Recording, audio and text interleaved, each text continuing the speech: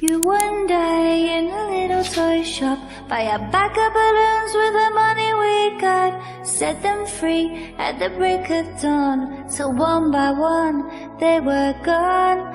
Back at base, bugs in the software flash the message, something's out there, floating in the summer sky. 99 red balloons go by.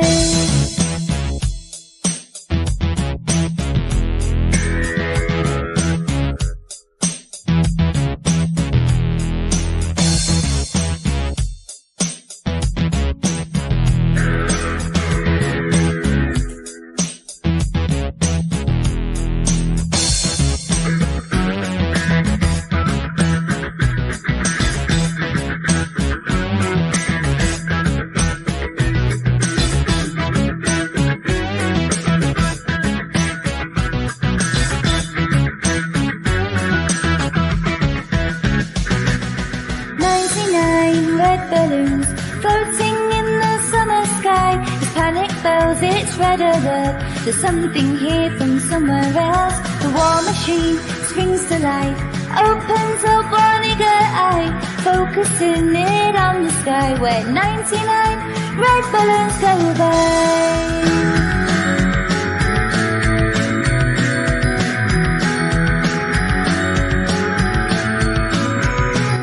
99 Decision Street, where 99 ministers meet to worry, super scurry, call the troops out in a hurry. This is what we've waited for. This is it, boys, this is war. The president is on the line as 99 red balloons go by.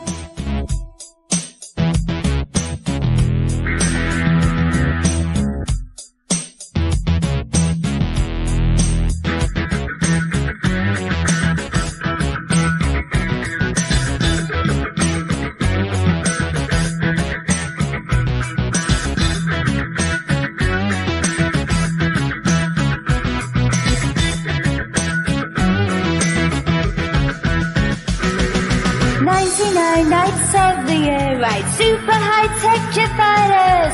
Everyone's a superhero. Everyone's a Captain Kirk, with orders to identify, to clarify and classify.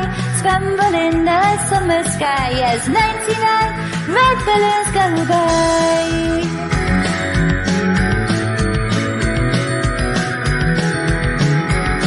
As 99 red balloons go by.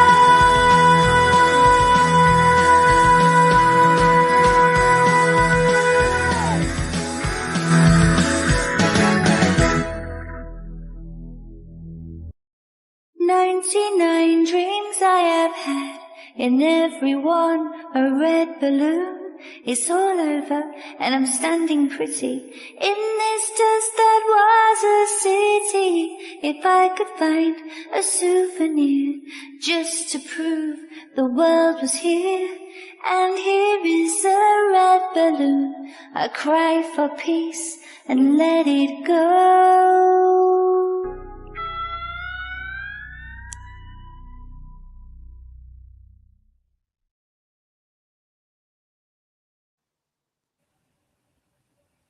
If there be but 100 of us remain alive, never shall we under any condition be brought under anybody's idea of a new world order. It is, in truth, not for honor, nor for glory, certainly not for riches that we are fighting, but for freedom. That one thing alone which no honest person would give up save was life itself. Once we were warrior poets. Perhaps we're going to have to be again. But for now, we stand for peace. Alex, Glenn, and Not That here. How are you doing, guys? How are you this afternoon, Alex? Yeah, I'm good. I'm back from my oh, we got an echo as well as the beep beep. Back from my travels and back home now, so I'm doing well. Oh, that's good. Did you enjoy yourself? Was that a good party?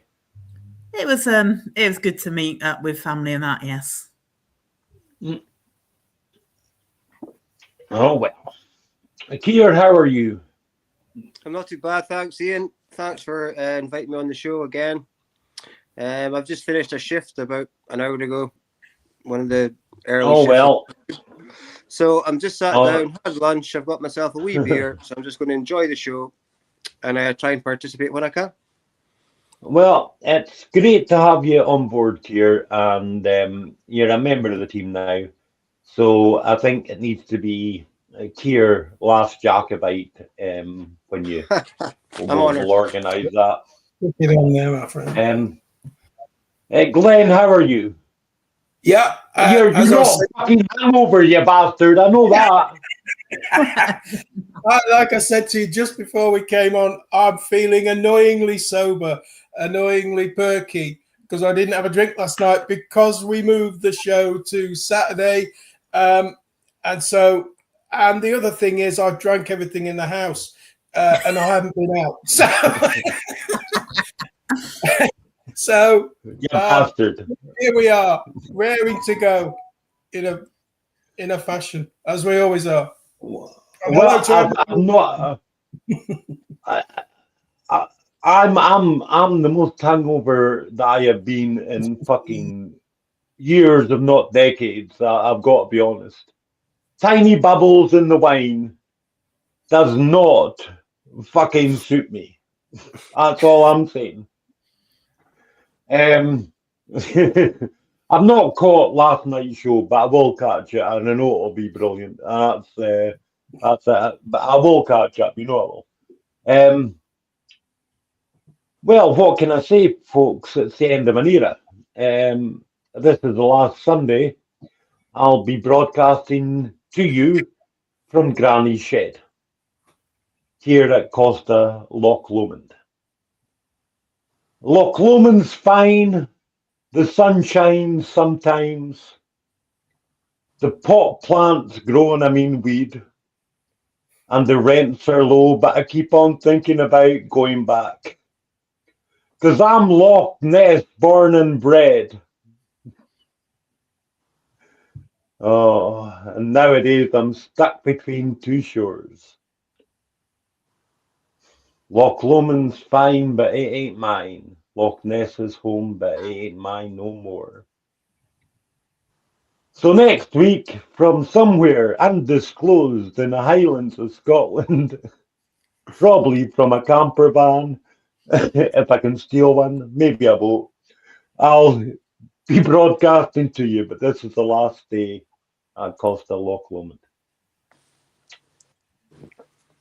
It could be the last day for many things. Where do I fucking start? Okay, let's start here. The ceasefire has broken down. Ceasefire? What ceasefire? Considering Israel did everything it fucking could to make it break down. It's been bombing Lebanon every day of the so-called ceasefire, but you know what? The Iranians aren't fucking daft. Chinese fucking military planes have been flying in an air bridge non-stop. Chinese air defense is now on the ground in Iran, whilst Donald fucking Oompa Loompa is reloading his ships. Oh, and US destroyers went through the straits yesterday. Freedom of navigation, except they fucking didn't. They got close to Hormuz, and the Iranians told them, go any further, we're fucking sinking you. And they went, okay, we'll turn back. But the West reported that they were mine clearing. No, they fucking weren't. JD, I'm a creature of fucking Palantir, Peter Thiel, turned up in Islamabad completely unprepared, with the two Zionist shills, Witkoff and Kushner, and apparently, and this is true, by the way, Witkoff and Arachi got into fucking fisticuffs over the Strait of Hormuz. Here's the thing, and this is what I want people to know. Watch the video of when Vance comes out to announce the ceasefire's broken down. Watch the fucking smirk that Kushner cannot take off his face. Ceasefire? What fucking ceasefire? If you think things were bad before, get ready. Because it's going to get a whole lot fucking worse. Oh, and the other Keir, not this Keir, the other Keir, never here, bit queer, seems to have given up on trying to interdict Russian tankers because the Russians are now sending fucking warships to escort those tankers. And Estonia's balls they've fucking dropped to, they've actually announced, well, we won't be doing it either. Finland wants out of NATO, but what fucking sane person wouldn't at this point? Welcome to World War III. Glenn, am I wrong? No, you're not wrong on the well, virtually any of it. Where do I start? The fact that America went into these negotiations in Islamabad with a preset series of demands, what is Iran called unreasonable demands. It was one of those cases where it was set to fail from the start, because behind the scenes, the masters of the game, Israel, do not want America to back down. They do not want this war to end. They have their objectives. They've got their own objectives. They want to Gazaize southern Lebanon, part of their expansionist, and they don't want any interference in that. And meanwhile, they want the Americans, if possible, to totally weaken Iran and make it vulnerable, because that's how Israel likes its neighbors to be, weak and vulnerable. And that's the whole idea as far as Israel's concerned. So it was doomed to failure from the start, as far as I can see. There was never going to be any kind of compromise. That's my point of view. You know me, Glenn, as Alex and Keir, you know what I mean? I just wish I was wrong. But I've been telling you for months, years maybe, that this was coming down the pike. And a few weeks ago, maybe a month or two ago, I told you this will be the year nukes are used. Israel and the US are actively looking at using tactical nuclear bombs. Pakistan has warned Israel, if they nuke Iran, then Israel gets nuked. China has warned Israel that Israel will get nuked. Well, good. At this point, who fucking rah? Because that Zionist ethno-state that controls the world needs to be gone if there's any chance of peace. Alex, am I wrong? No, it doesn't. The ceasefire, all of that, it's an illusion. It's a it's a time to rearm, time to move to the next thing. It's playing an impression with the public, and it's playing an impression with the markets. And about the only thing that it has done is it's effectively reset oil back to the $91 mark it was at the start. for now, and for now being the operative word. But I should be saying it's reset the market price of oil, because the thing is that is not what is being sold and bought at. And the difference between the market price and what it's sold and bought is normally about $1, and that's why no one pays any attention. But on last count, that was about $20 difference. When it was up to 120, it was being bought and sold at $140 a barrel. Now that it's dropped that difference, it isn't still at 140, but that difference is expanded further. So the market price of oil and the actual buying and selling price, the dated price as they call it, is getting further apart. The markets will get wise to the way he carries on, but the actual point of buying and selling is already wise to it. Well, the markets will reopen tomorrow, and it will be cataclysmic, I predict, because it's already getting bad. There's a petition in the US going around that since they've already pre-announced that from December, I think it is, all 18 to 25-year-olds in the US will be eligible for a draft. I mean, it's not like they're planning this shit, you know what I mean? There's a petition going round that Barron ought to be fucking deployed to the Middle East. He's too busy making millions from short stock trading. Keir, I mean, how do you feel about this current situation, mate? Well, I think, like a lot of people across the world that I speak to, it's fucking nuts, right?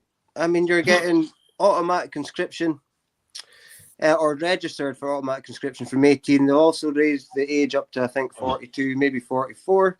That's going across Europe as well, with the automatic conscription and the raising of the age of conscription from, I think it used to be something like 35.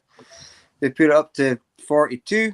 Then you've got something like 50,000 minimum of US troops just hanging about next to the Straits of Hormuz. And to be honest, Ian, I didn't know anything about diplomats fighting, but if even diplomats are getting into fisticuffs, I think we might be in a bit of a bad situation. Well, I mean, Witkoff is no diplomat. But yeah, the fact that Arachi started fucking throwing windmills was quite... Sorry, I'm just checking something.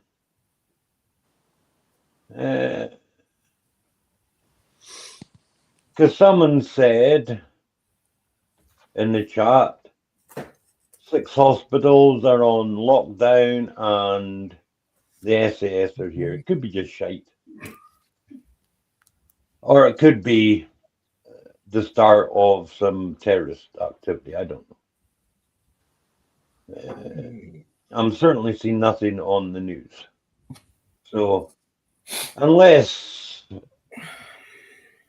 Chris can validate what he says, let's move on. So, yes. Well, the thing is, it's not only the US that's getting ready to conscript. Are you ready for this one, Glenn? Probably not. Before you came on, I was perusing X, as I do, old Twitter, with Alex, because I'm trying to stay up to the fucking minute as much as possible. And the headline came up that Britain is now going to recall veterans up to the age of 65, my brother. Yeah. Are you safe? I'm not. Not quite. Not till August. All we got to do is say not till August. I'm hoping to be back of the queue. No. Someone that fucking knows how to put a nuke on to a fucking F-35 Lightning is a valuable asset, my friend. Yeah. All right. Well, if that comes to the case, I'm planning to make myself very hard to find. So Oh, Jesus. Yeah, and of course, we have the head of the British Armed Forces. I told you it was a guy that was an apprentice with me. Cunt. I wish I'd fucking knocked them bastard out back then. As I once thought. I'll tell you a story. This is a true story about this cunt, okay? Now, I was discharged from the Air Force with an exemplary record. Glenn, you know how hard it is to have one of those. yeah. Very. Yeah. Especially when at the end of basic training, and my basic training, half of us were fucking apprentices, right? So we're all going to know each other anyway. And my basic training at Swinderby. Did you go to Swinderby for basic? Yeah. Yeah. Aye. So my basic at Swinderby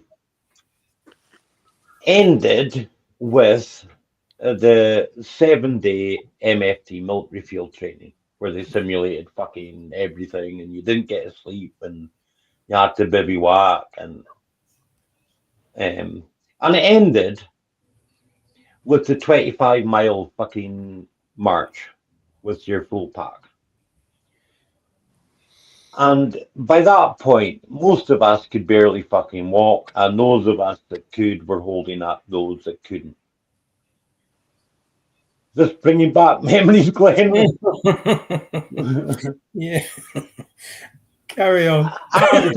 and the light was going, and we got to the top of the rise, and down below we saw the hangar lights, and we knew all we had to do was get there, and we were passing out. We succeeded. I was bursting for a piss, literally, right? So we got to the hangar. I made my SLR safe, and immediately I ran through to the back to the toilets and relieved myself. On the way back to hand in my rifle, I was about halfway through the hangar when I heard, bah! Somebody had let off a negligent discharge. When I got to the hangar doors, the officers and the fucking NCOs were going apeshit. Screaming, who did that? Nobody was owning up. After a while, they started to threaten that if somebody didn't own up, they were going to make us all do that fucking 25 mile fucking hike again. So I reached down and picked up a spent cartridge. I opened my breech block and I stuck it in, so that when I pulled back the breech, it would eject. And about half a dozen of us were saying, it was me. And they were going, fuck off. We know it wasn't. I said to the guy next to me, I said, you're going to be the witness. Come with me. And I went up to the chief discipline, the flight sergeant. I said, Flight, Luke, it was me. Fuck off, stuff. I said, no, it was me, Flight, Luke. And I pulled my breech. Out came the empty cartridge. I said, and he stole me, didn't you? And he went, guy's name was Barrett. So I was arrested for a negligent discharge. I wasn't allowed to attend the passing out party. I had to appear at the guard room every half hour in a different set of uniform, except when I turned up the first time in my number ones, gloved and fucking white belted, the whole shebang. The flight sergeant said, "You're a cunt. We know you didn't do it. It's now 10 to 7. Get back to barracks, change into civvies, and go and fucking join the party. You cunt. There's a pint on the bar for you from me." And it was expunged from my record. That's why I had an exemplary discharge. What a negligent. But it took me 6 months. Me and the other apprentices had already been stationed at Cosford. 6 months before this cunt, who is now Chief of the British Armed Forces, got loose-lipped in an offie one night and admitted it was him.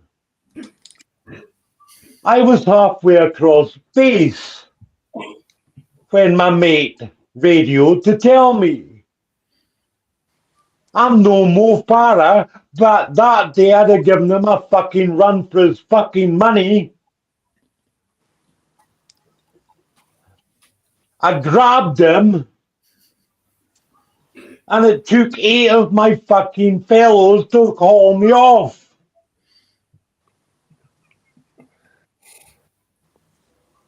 This cunt is the one now on television and in the newspapers telling you that Britain must transition into a war mode. Here, what you make of that? Are you ready for war, brother? Never been ready for war, Ian, because I think it's all a load of shite, basically. I mean, you've got to consider what or who you're fighting for. Fighting for freedom doesn't mean going to war. What I see is usually banksters, fraudsters, or billionaires that are taking us all into war for their own nefarious gains. And in my mind, obviously my opinion, I would say that they're lining up again for the third Great War as cannon fodder, which can be put into a lot of different ways in like a depopulation or whatever, get rid of the carbon kind of thing. But yeah, it looks like we're getting sent into the meat grinder once again. And like I've said before, most people that I would know have no interest at all in fighting some guy they've never met in whatever country. Up to the age of 65. And if, oh, by the way, Germany has just realized that Ukraine is forcefully fucking conscripting people. I saw a video this morning. Guy must have been in his 60s, maybe even 70. Was using like an NHS type fucking stick. And he was fighting being dragged off by the conscriptors. Alex, are you ready for war? We're at war. The fucking negligent discharge cunt. And you know what? Isn't it fucking funny? And this is why you're all on a list.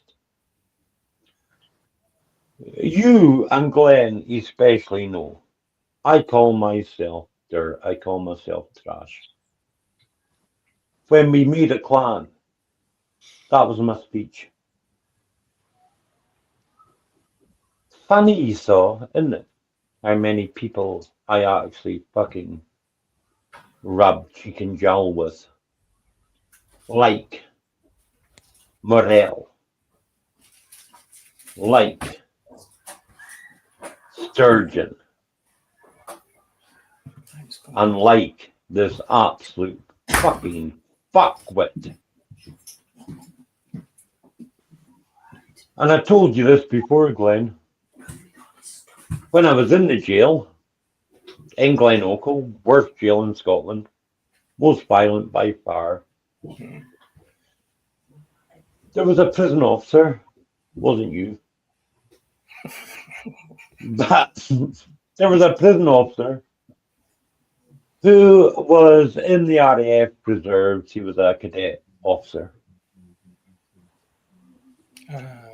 And every time he saw me, which was usually to let me out to recreation, you know, the yard, he would say, "You'd have been a wing commander by now, wouldn't you?" Well, squadron leader he used to say, and then he went on to wing commander.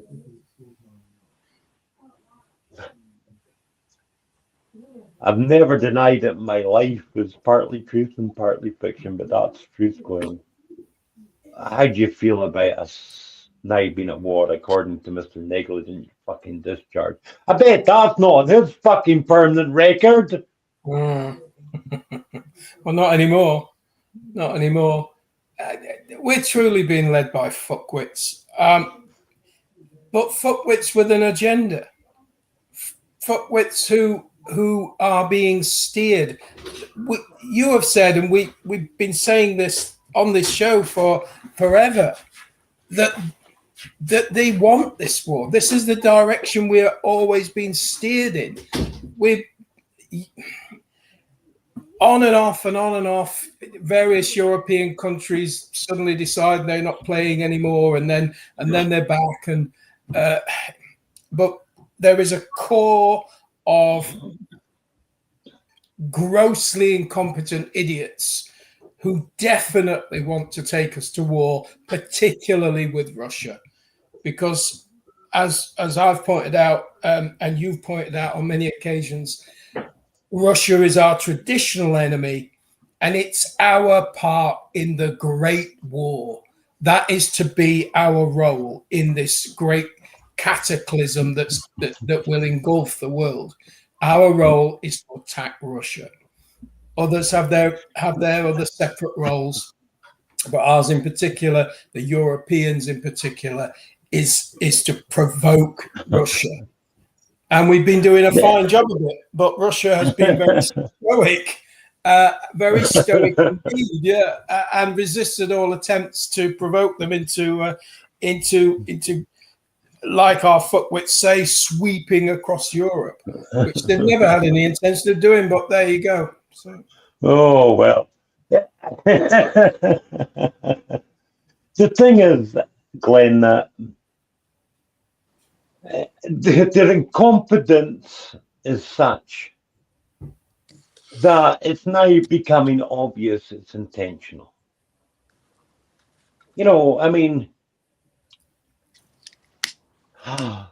the world, well, anyone that was sane fucking hated Maggie Thatcher. But at least you would say of Maggie that she was competent, she was a stateswoman, she knew how to conduct herself, she knew what to say.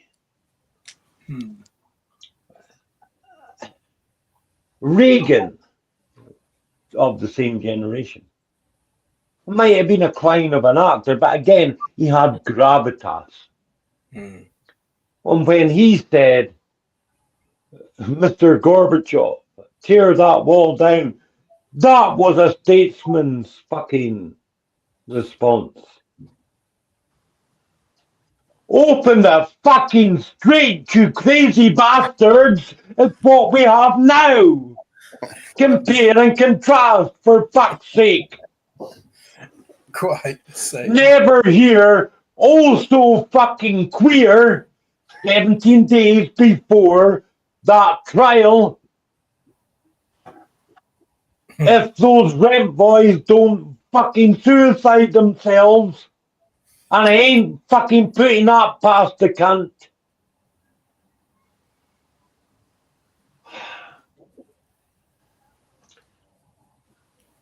But, you know, all's not quite right in the state of fucking Denmark.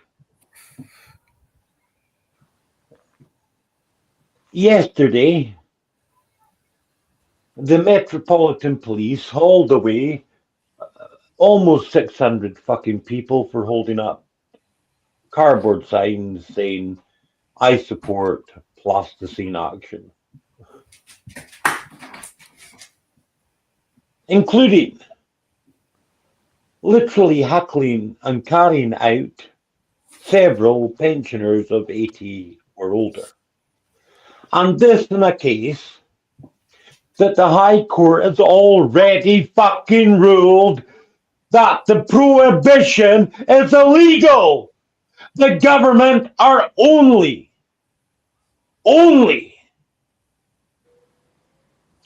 appealing it. But almost 600 fucking people were hauled off the streets. Now, that brings me to the Irish situation.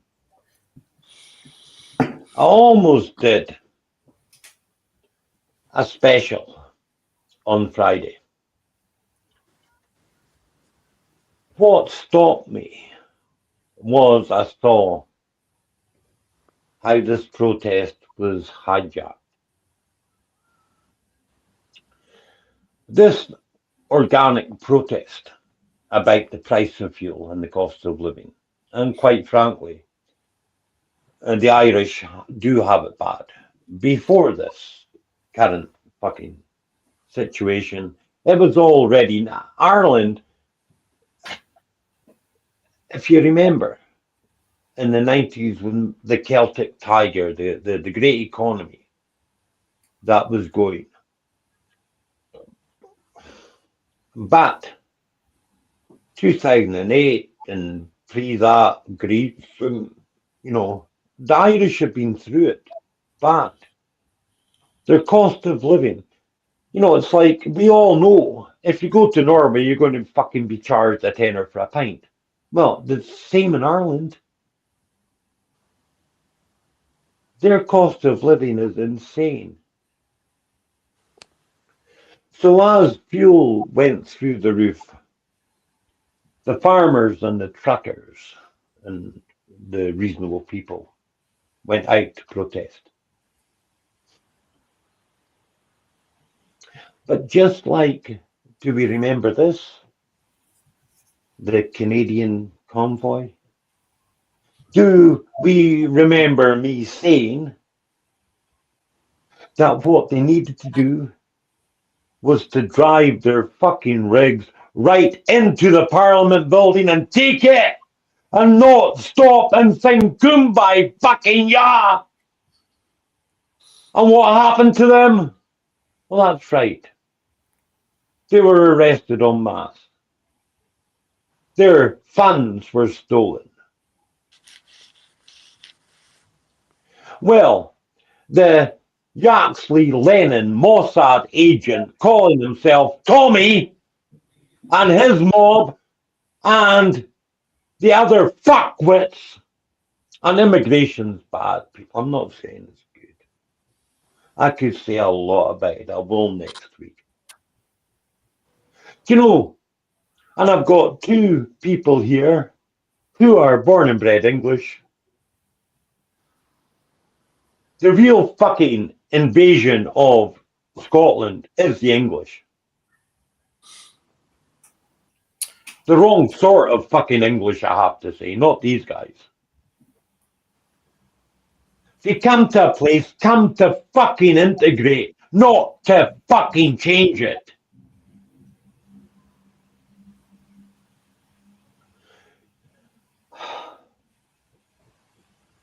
But, yeah, Ireland's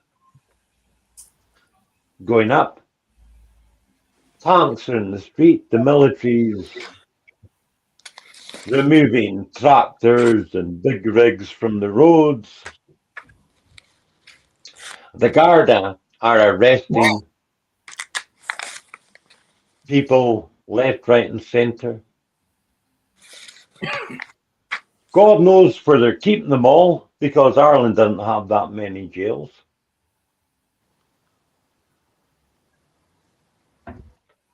If you're going to have a rebellion, do it fucking right.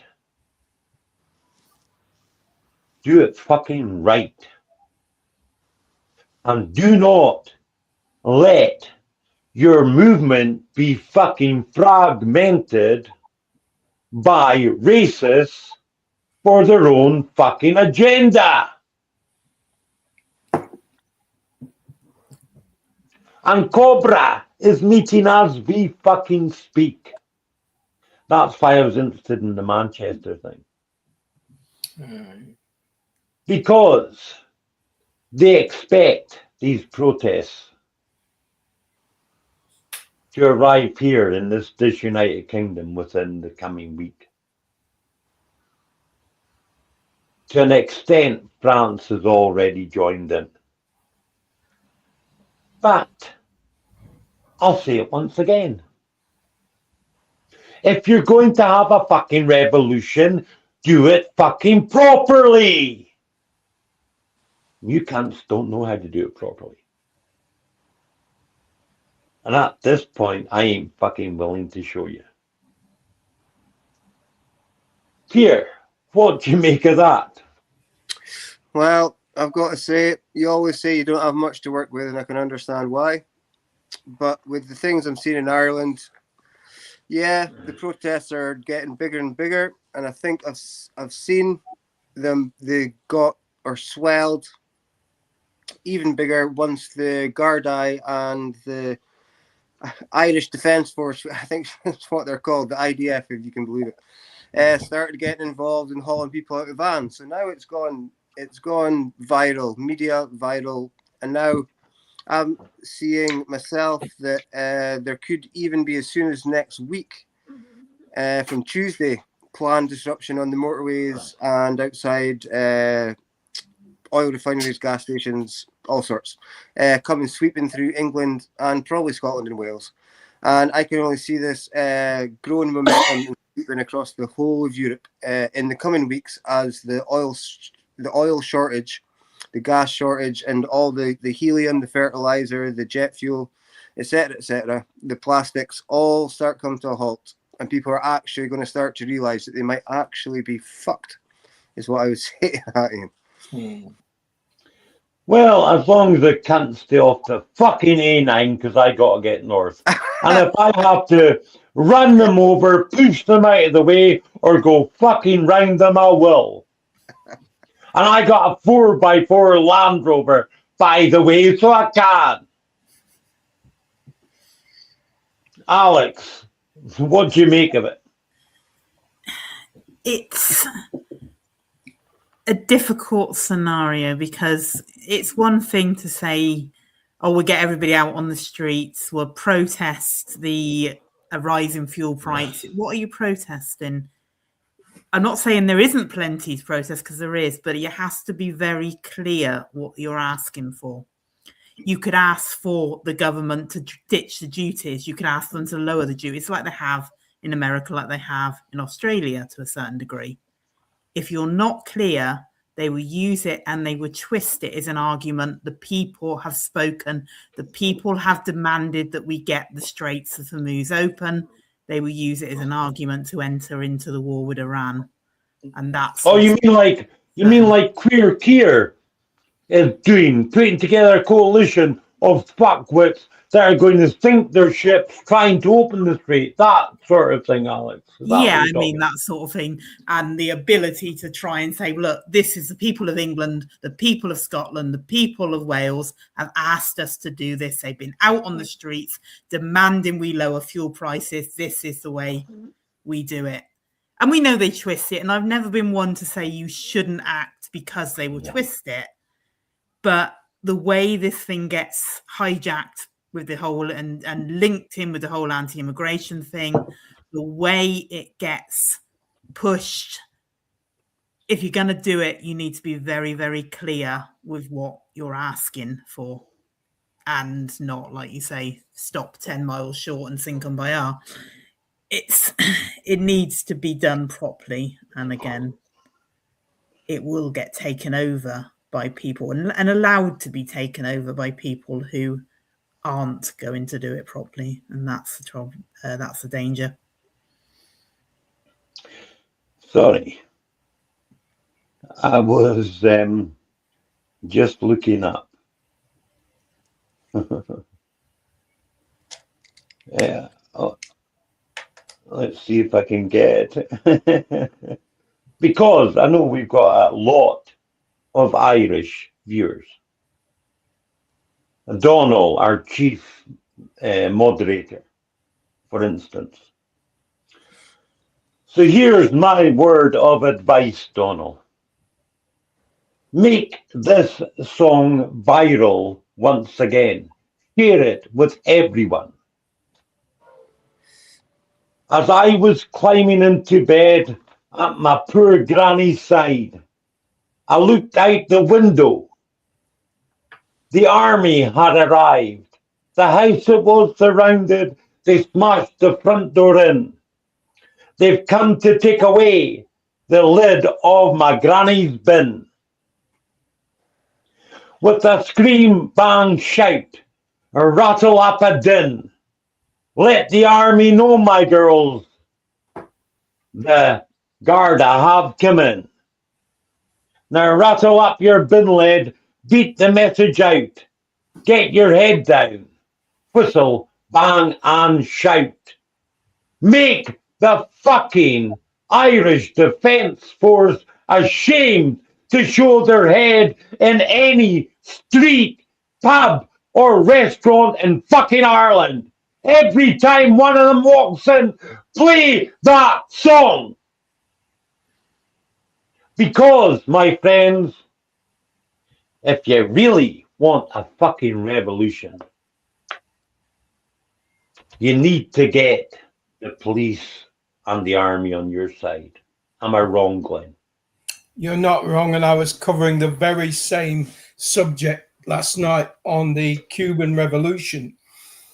Castro knew that if he was to take down the forces of Batista, the corrupt regime, that he needed not only the support of the Cuban people, he needed the support of the youth. He needed the support of the poor, the disaffected, but he also needed the support of Batista's own men, who weren't particularly benefiting from the corrupt regime that was in place. And so he made great efforts to get them on board and get them on his side. And in that way, he was a not quite psychological genius, but he was a great propagandist, a great exponent of putting out the right messages. And he got many army units to simply lay down their arms, and he got even generals to withdraw and not take part. There was a famous incident in which he was actually surrounded by this general's forces who forced him into a trap. And I spoke about this last night. And he basically negotiated with the guy personally, and they just withdrew. And so in that way, the revolution was almost aided in a lot of respects by the ordinary soldiers. So you're absolutely right. Mr. Negligence Discharge, head of the British Armed Forces,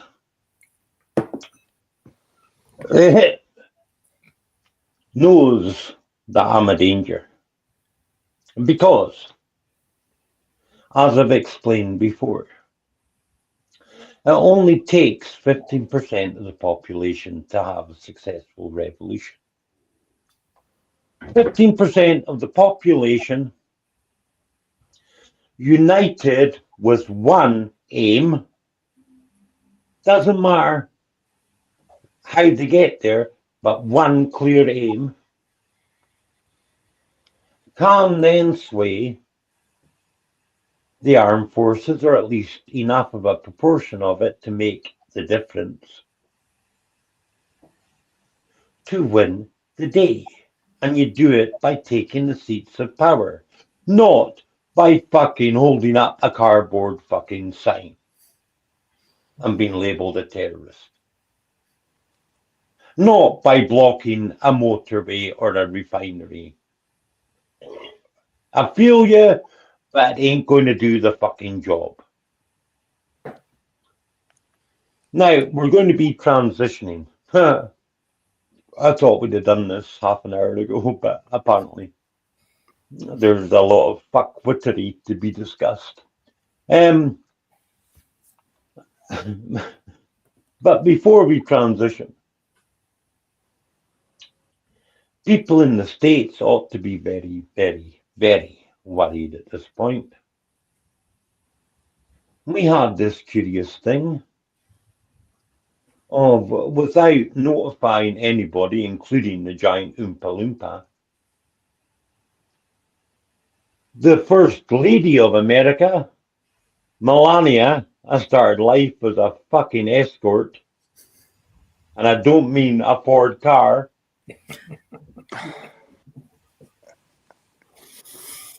Went on national television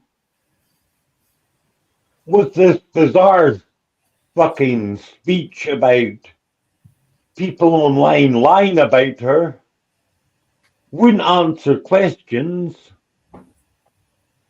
walked off. Insiders in the White House say Trump is in a fucking hell of a mood because he thinks he's trying to block Congress from subpoenaing Melania. Apparently, she's reached the same place as Microsoft Bill Gates' ex-wife reached. Oh, Melinda. Melinda. And she's decided she ain't going down with Trump. She's not, her and Barron, her child, aren't going to jail with him.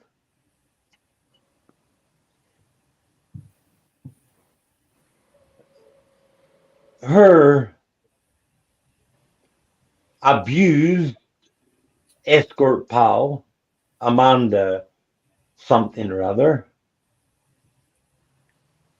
who was married to one of Trump's buddies, who reportedly was the one that introduced Melania to Trump via Epstein.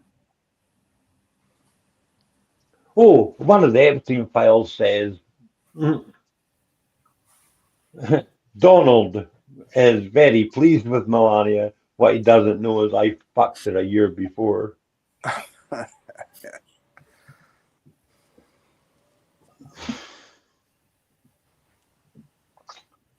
Well, this Amanda woman, when her husband fell out with her, he had Donald Trump have her deported.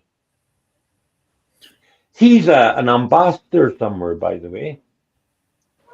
And she's now all over online threatening to expose how her husband raped 3 Italian girls and how Donald Trump really did rape 12 and 13-year-olds.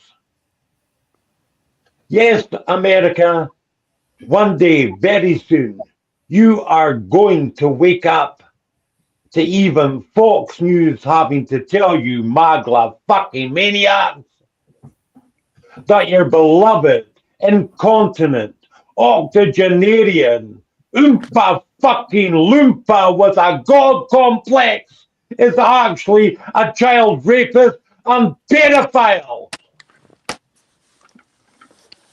And then you're going to lose your fucking minds. Glenn, am I wrong? Yeah, the only thing I can see is the utter, well, the depth, let's say, of how deep these people have got their head in the sand. It might even be surprise you that some of them would carry on supporting this fucking paedophile even afterwards. I wouldn't be surprised, because Trump is a cult at this stage. He has become a cult because in a cult, the cult leader can do anything, can get away with anything. It's a bit like Israel. Israel can get away with anything because it has a cult. It has the cult of the Senate, the cult of the Congress. It has them all in its power. And these cult of the British state. Well, yeah, exactly. But yeah, so hopefully that occurs. Hopefully some people's eyes will finally be opened. And these things happen in stages. But Trump's running out of time. He's running out of time in terms of, I mean, we're coming up to the midterms. He's going to lose the Congress. He's going to lose the Senate. He's going to lose his power base. And so this is all part of a kind of an erosion. But even if and when Trump finally bites the dust, when he's dragged off, when he's caught in a big net and dragged off to some institution for the criminally insane, he'll just be replaced. He'll just be replaced probably by the Democrats, who are at this point virtually there is no difference. And so the demon rats, yes, the demon rats. We're just trying. We're at Scottish election time, and we're getting the adverts. Register to vote. I tore up my polling card. Yeah, I'm telling you again. At this stage of the fucking end of the world, voting is the adult equivalent of writing a letter to fucking Santa Claus. Yeah. Oh, by the way, I have lots of interesting friends. And clients, friends. My clients are friends. This particular client is very high up and part owner of a very big company in Dubai. And they're bleeding losses like no one's business. He's flying back. I've told him not to. I've told him I'll be fucking annoyed if I have to charter a boat and come fucking rescue him, because that will be the only way out of Dubai soon. But he's going back because he cares for his employees. See, told you, that's why he's my friend.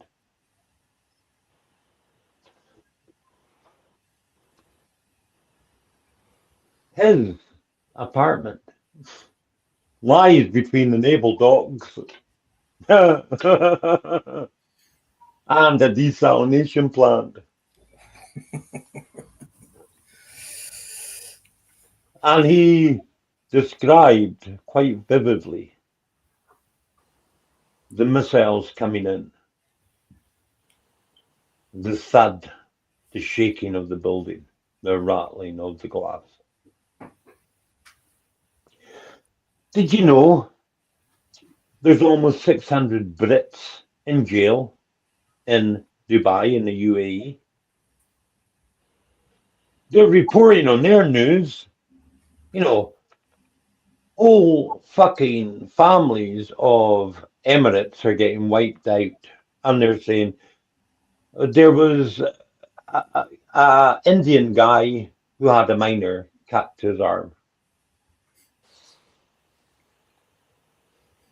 And they're jailing people for showing photos or videos of the actual destruction. This is the point we're at, people.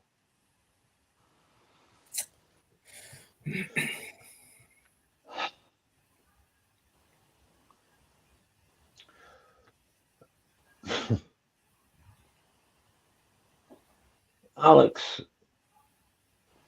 where do we go from here?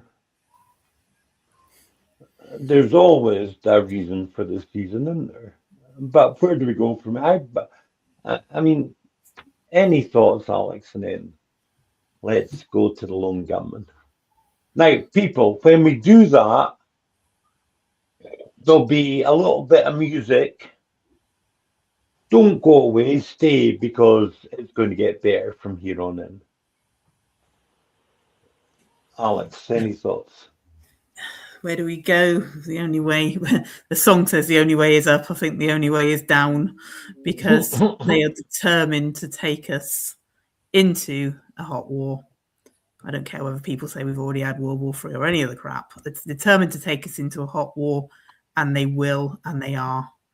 And when we were saying about them putting up conscription to 65, calling people back, of them conscripting people determinedly in Germany and other places, I don't think it's going to be half of the population this time. I think it's going to be both genders, because the minute they allowed you to identify as a fucking teapot, there's no way they can make it men only, because they will all just identify as female.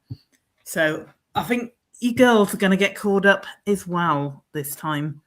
And I'd be very, very surprised if I'm wrong on that. But where they're taking us is not going to be to a ceasefire, is not going to be peace. It's going to be a forever war. They're already using the term, they're already saying this is Trump's forever war.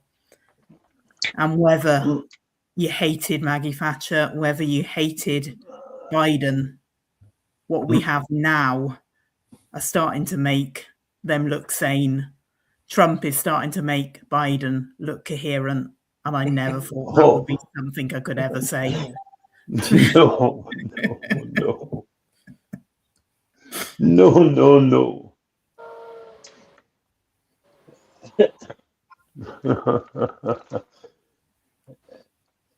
Two thoughts before we transition.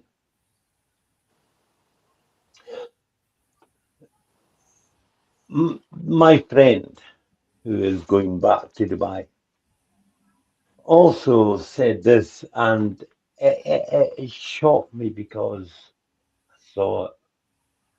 Instantly he said it. I went, oh, yes. Vladimir Putin has been in charge of Russia since 2001. With that almighty mandate and popular support. But the Russian constitution did say that you could only serve as president for 3 terms. And what did Putin do? Do you remember, Glenn? He stood down. He stood down as president. Our friend Dmitriev became president, and Putin became prime minister for 1 term, during which they changed the constitution, allowing Putin the next time to stand again and be president as long as he wants to be, basically. Yeah? Yeah, I remember now, yeah. Okay. Trump likes to think that he's an alpha male and his peers are people like Putin. Xi Jinping, who has been in power for years. And we've heard since before he got in, there was the rumors of the third term. And then there was a leak that said there is a legal way for him to do it. And people just dismissed that. Do you know how it works? Let me tell you. Because Trump himself said it. It was lost during the peace negotiations. It was a throwaway to the press. Vance becomes president at the end of this term. Trump is the vice president because there's nothing constitutional that says that he can't. And during the 4 years of Vance, they amend the Constitution. And then Trump gets re-elected presidente for life. Jesus. Glenn, I've just blown your mind because just like me, when my mate said it, I went bing zitty bing zitty bing. Yeah, for fuck's sake, yeah. I mean, that's, yeah, I can see, but what would that do? What would that do to America? How would the Americans react to that? I mean, technically, you could say, yeah, well, look, he's starting again, and change the law, and now he can stay forever, which is obviously what he would like to be. He wants to be emperor, forever. But would the American public stand for that? Would there not be? Well, I don't know.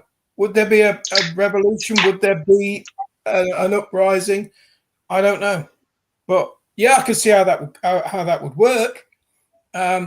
But he would have to have overwhelming. Well, you would expect he would have to have overwhelming public support. But these days, there are so many leaders who have virtually none. So I'll tick that one off the list. But yeah, no, what a terrifying prospect here, and that's all I can say. And then we're going to get the situation of Trump's eternal war. You raise your East Asia, a la 1984, just interchangeable names. Oh hell, aye. Yeah. Orwell's fucking spinning in his grave. He didn't think it could be this fucking bad. Yeah, I didn't think it was a script. I wrote it as a warning, not a template, you bastards. Yeah, exactly. Right. Let's transition, because there's a reason for the season. And folks, stay with us and hold on to your hearts. The lone gunman's about to ride again. Alex, play the tune. See him wasted in the saddle. He comes riding through your town. He's wearing yesterday's misfortunes like a smile. Once he had a future full of money, love, and dreams, but he spent like it was going out of style. But he just keeps on believing that for better or for worse, he's searching for a shrine he's never found. Never knowing if believing is a lesson or a curse, or if going up is worth coming down. He's a poet and a picker, he's a prophet and a pusher. He's a pilgrim and a preacher, and a problem when he's stoned. He's this walking contradiction, partly truth and partly fiction. He's taken every wrong direction on a lonely road back home. He has tasted good and evil in the bedrooms and the bars. He's traded in tomorrows for today. He's running from his demons and he's reaching for the stars, leaving everything he's loved along the way. And the world just keeps on turning, so for better or for worse, all he ever gets is older and around. From the rocking of his cradle to the rolling of the hearse, going up's not worth coming down. But he's a poet and a picker, he's a prophet and a pusher. He's a pilgrim and a preacher, and a problem when he's stoned. He's this walking contradiction, partly truth, he's partly fiction. He's taken every wrong direction on a lonely road back home.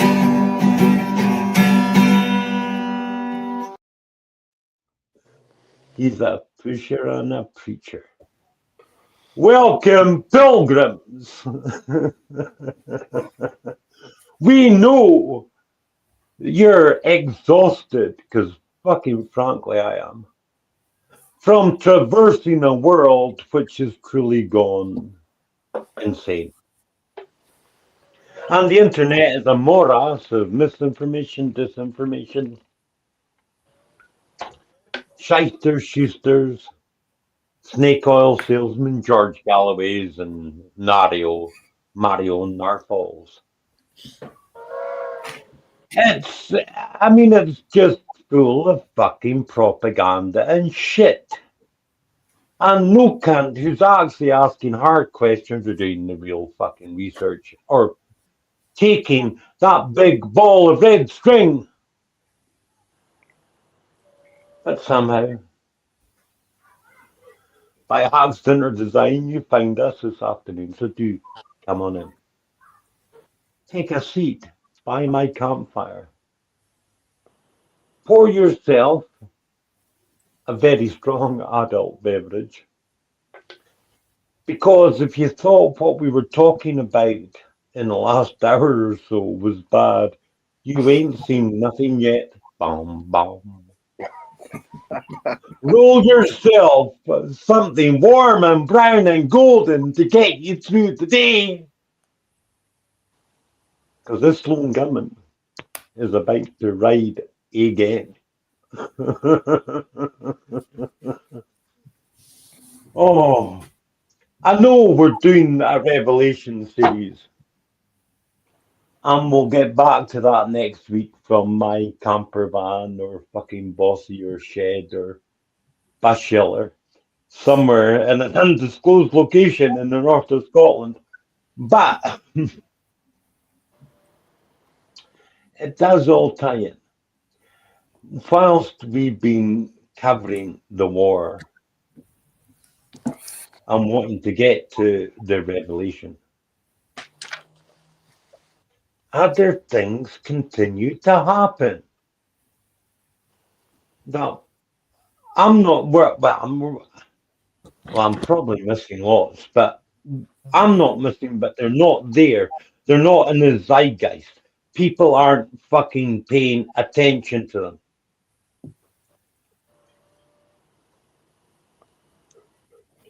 So, we have to take time this afternoon to do so.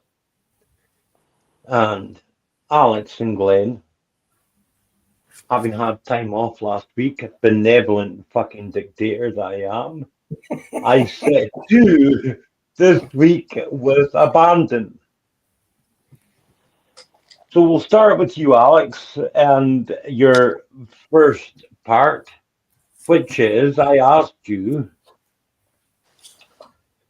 to tell us about fireball activity. Let's see what we can find out, shall we? Okay. Well, I was looking into whether we are seeing an increase in fireball meteor activity, and are UAP drones and orbs being seen in conjunction with them. That was the full sort of remit of my task for today. Well, I don't need to do any more because AI says yes. Now, I didn't ask AI and I didn't engage with AI, but you cannot search anything nowadays without getting its answer. So, according to AI, recent fireball activity, fireball events, bright meteors in Q1 2026 have been higher than the 5-year average, often linked to the I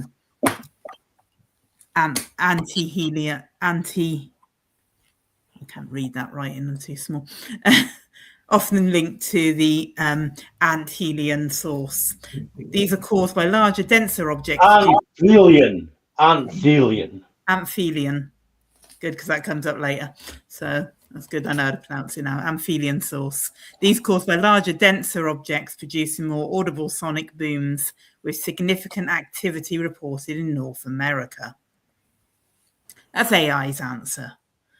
So I thought we'll look into it properly. I'm not going to take AI's word for it. So this was the reports of fireballs over the last so many years. Now, you've got several different colours on the chart.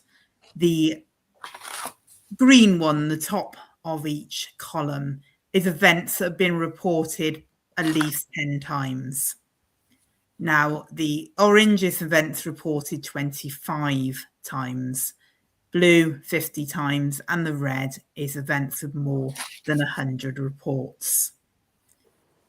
If one person has seen something, it has a certain amount of credibility. If 25 people see it, if 50 people see it, if 100 people see it, it's giving the whole thing more credibility and more likelihood of being what they think they're seeing.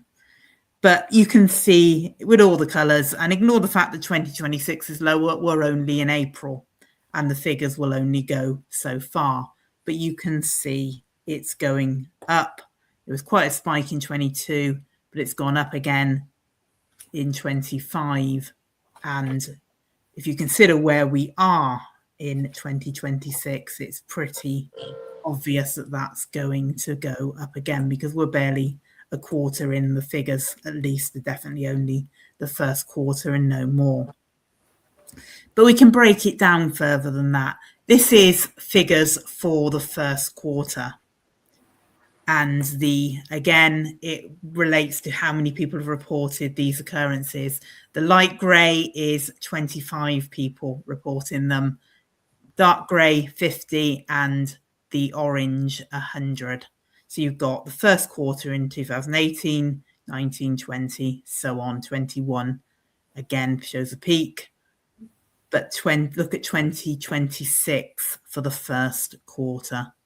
You've got, at all levels of noticing, whether it's 100 people or just 25 reports, they're all much higher. And if we just look at March, this is March over the years, well, you might say, well, that looks a bit closer to March in 2021.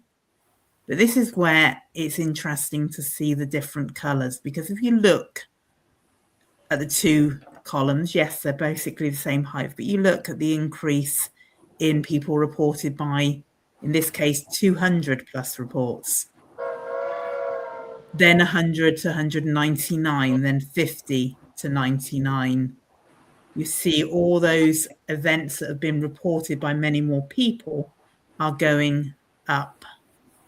And a lot of the reason for this is they're not seeing a massive greater increase in meteor activity. What they are seeing is they're getting bigger. There is an increase in the activity, and what is coming through and what's being seen, they're being seen by more people because they're literally getting bigger.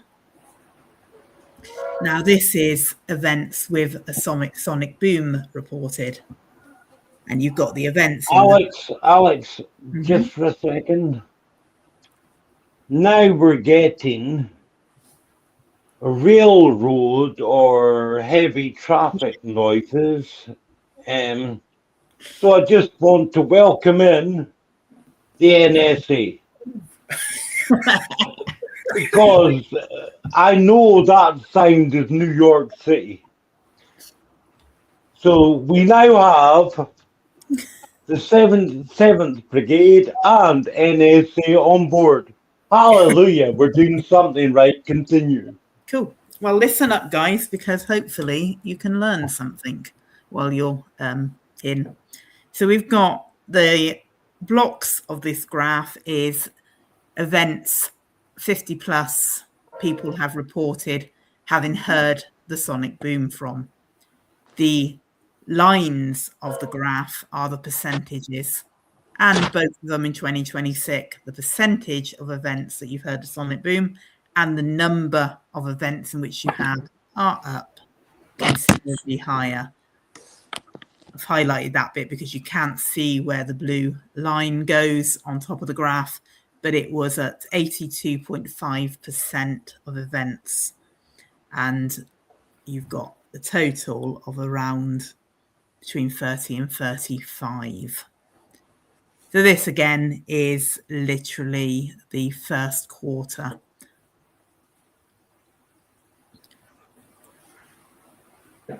This is another, let me just put Kia back on, sorry. Sorry, guys. It's coming. This is the other part of it. Now, when you try to look at the incidences of meteors or different fireballs, it's quite easy to find the statistics for. When you start looking into UAPs, or orbs, it gets a little harder to get definitive statistics because they're not usually reported to the authorities, or what are not clear. So I don't like relying on other people's work, but if I do, or if I use it, then I will check it out. Now, this is a website that I found, which was UAP Monitor. And on these two charts, now one, you might be able to see them very clearly, but one on the right side as I look at it is the UK and Europe, and the left side as I look at it is the USA. Now you've got multiple reports, and what you're seeing is the prevalence of actually I don't think this is what I think it is. You've seen, I think this is still actually, sorry, the fireballs. This is the prevalence and how they are split around the country. I don't think that's the chart. No, it isn't. That's right. Sorry. So this was, ignore the bit about the UAPs. This was still the fireballs. This was how they're spread across the US, and this is how they're spread across the country, across the countries of Europe. Now, what they looked into on this when they were looking into the growth, because this was somebody's analysis, but not the person I was talking about, is they noticed, this is where I should have written more notes, but I didn't. They've noticed where you've got the clusters, they've noticed how they've been spread, but they've also looked at where the increases is coming from. And this is where I come back to the one I couldn't pronounce, which is the aphelion source. Now, this is the thing with the increases. Throughout the year, throughout the seasons, we go through different areas of space, and some areas travel in the same direction of us. So they have reports on the showers that are likely and are expected throughout the year, whether that's the Germanids, whether that's Perseids, etc., etc. Now, these on this map are the ones with the light blue color. But most of the extra activity that we are seeing is coming from the aphelion source. Now, the meteor showers are from a known parent body. They're known to be a a star that's broken up, or they know where they come from. This is not my period of knowledge or my expertise. I'm not going to deny it. It's the Perseids, and they happen every year. Yeah. There's a couple of known meteor showers happen every year that, if you've got a decent telescope, is quite spectacular.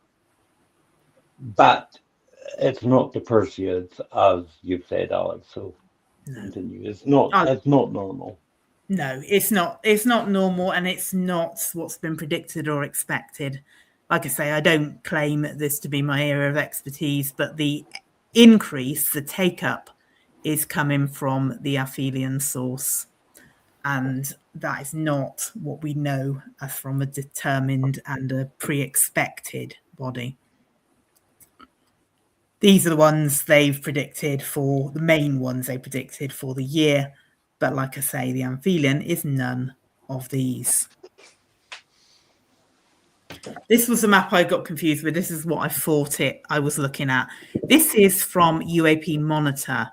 And this puts the sightings, and this is just for the orb type UAPs, are in green. The red circles are fireballs, and the little nuclear symbol are nuclear sites. And there's a reason they were looking at 3 of these. But like I said, in a way, I'm relying on some of his research because he's coded the algorithm to bring him back information. And he had 8 different theories that he's looked into. Now, I know, like I say, I don't like relying on other people's, but you cannot always get the source data. And what I will do, if I'm going to look at anybody's thing, I will look for signs that they are being honest with it, signs that they're being fair with it. And they're all, the suggestion on everything that's come in is that they are analysing it from the data, not twisting the data to what they expect to see. This was the US, obviously a lot more activity. But this is what makes me think he's genuinely looking at it, because the hypothesis was that there are more sightings, disproportionately more sightings, concentrated near nuclear facilities. And the hypothesis they were testing was compare the fraction of sightings within 80 kilometres of nuclear facilities to control sets of the same size. 140 random sightings locations, controls for population density and geographic reporting bias. And the answer they've come up with is that 22.4% of sightings within 80 kilometres of nuclear facilities.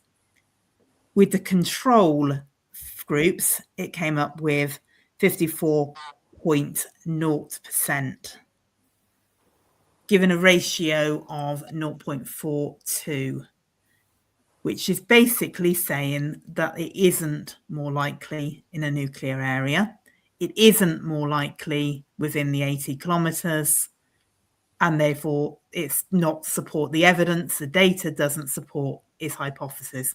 That the fact that he's only admitting that the data doesn't support the hypothesis tells me they're taking their info from the data.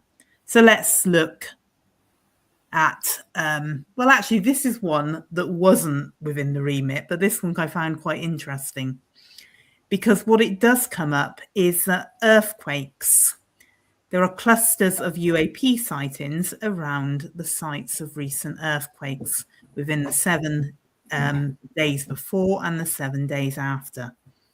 And on this one, the ratio was 1.050. Now, you really need a ratio to be showing that increase. You need a ratio effectively above 0.5. You've got a ratio of 1 here. So I find that quite interesting. But the one that we were looking at was the fireballs. Now, compare the mean sighting count on fireball days versus non-fireball days within the dataset overlap period. And this came up with a final ratio of 0.731. So basically, the mean sightings, or the average number of sightings on a fireball day, come to 14.2, and on non-fireball days, 7.6. So the sightings on the day with a reported fireball activity are double what they are normally. So ratio of 1.87, and that the effects ratio that they're using to calculate this 0.731. So the evidence suggests that there are more. Now, people could argue that people are seeing the fireball and reporting it as a UAP, and I've got no way to prove that that's not the case at any level, because you cannot tell what somebody has seen when they've made the reports. But when you go onto any of the fireball reporting sites, there's very clear pictures of this is what we're looking for, this isn't, as such. There may not be the same clarifications on UAP reports, but the percentage is too, the evidence is too convincing to be able to write everything off about people don't know what they are seeing. So yes, there does seem to be a correlation. There does seem to be a causation. Oh no, that's not, we're not doing that at the moment. So that's my conclusion on that side, that basically there definitely has been, and there scientifically has been, an uptake in meteor and fireball activities, and there does appear to be a correlation or a causation with sightings of UAPs in the areas and on the days at which the fireballs are reported. Oh, that's kind of funny.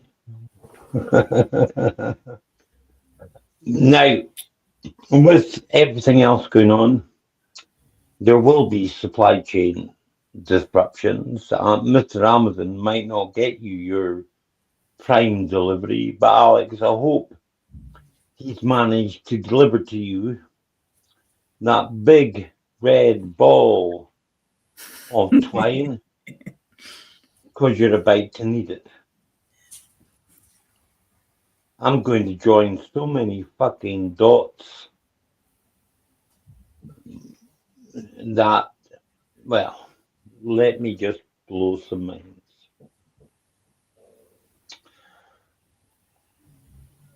And I see that William from Nuts Life and Nos We Know at YouTube is online and watching. William, I would welcome you in, brother,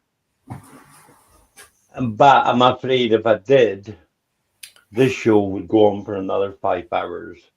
But maybe next week we could do something on this, or through the week as a special, because we've had all this nonsense about this what do they call it, they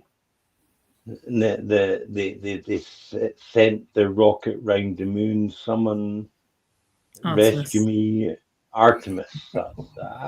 Oh fuck me, I have it written down, except my handwriting's worse than a fucking doctor's.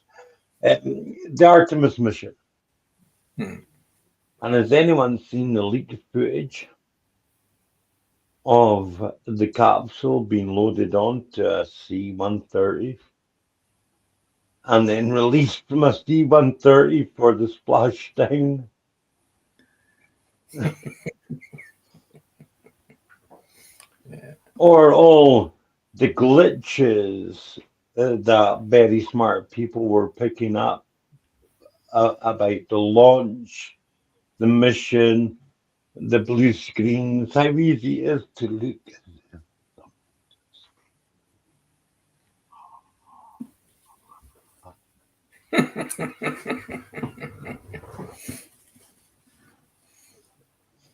Oh, look, I'm in space. Do you like that, Glenn? Yeah, I know. It's the same tech we use on these space movies, isn't it? Look, I'm floating through the capsule. You can see the fucking wires. Yeah. What are those mysterious bubbles rising? I don't know. Bubbles in space. Who fucking knows? The cat on the moon. Yeah. Kubrick fucking anyway. Yeah. So that's why William. That's why William. If you came on, the show would go on for fucking too long. Yeah. It's already going on for too long. I don't care. Right. So much Oh. to say. They're partially trying to sell the idea. Do you remember Atlas, the comet, that was doing all the crazy shit that people were trying to say it's coming back to Earth, alien invasion, all that stuff? So they're trying to sell that this increase in fireballs, this meteorite activity, is part of the tail of Atlas. Bull and shit.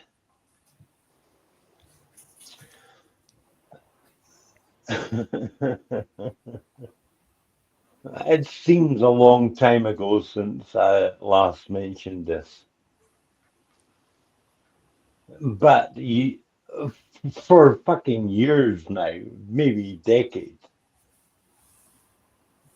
Alex and Glenn especially, I have been proposing a theory that we are part of a binary system and that periodically our binary twin called Nemesis, which may or may not have accompanying planets, which may or may not have life on them, like the Anunnaki. Well, I said it was a theory. You see, here's how theories work scientifically. You see evidence, and so you postulate a theory of what might be causing the evidence that you're seeing. And then you take your theory to the real world and you see if it matches. And the best science is the ones that say, okay, I thought the oil came from dinosaurs, but now I know it's a fucking load of shit. I thought that feathers and gravity were heavier than stones and gravity, and they just proved that's a load of shit. I thought the earth was flat. That's a load of shit. You got me? I thought that Tartaria was real. That's a load of shit. But I remember this clearly. And it was years back. Might be 6, 7. Saying on one of these shows, if my theory is correct, here are some of the things we will start to experience. A massive increase in fireball activity. Sustained plasma strike. Oh my fucking God, did I not just post last week about sustained plasma strikes? The sun going batshit fucking crazy as it continually is. And the so-called fucking deletes in an absolute fucking panic that looks like chaos. How's that ball of string looking to you now, Alex? Like I might need to reorder sooner than I planned. Oh, delivery. Glenn, is it making sense? Yeah, it ties in with that. I remember clearly you talking about how the gravitational disturbances caused by Nemesis incoming would disturb the Oort cloud, disturb the inner meteorite fields, and that this would result in an upswing in meteorite activity. And as Alex pointed out, this uptake is not coming from known meteorite showers that we pass through annually.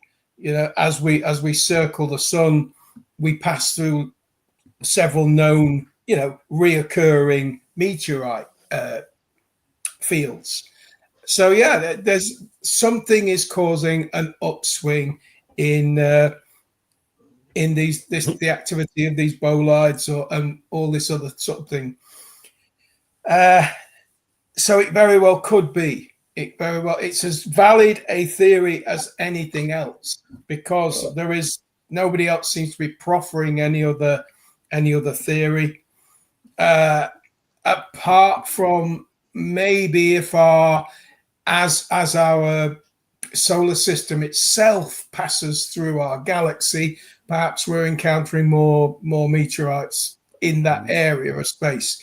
But as you say, it's theories have to be tested against what comes in in the real world, and so this theory seems to be being borne out, and it cannot be. You can't pour cold water on it to that extent. And maybe this ties a little bit into what I'm going to talk about in a minute in the sort of ultraviolet field, infrared field.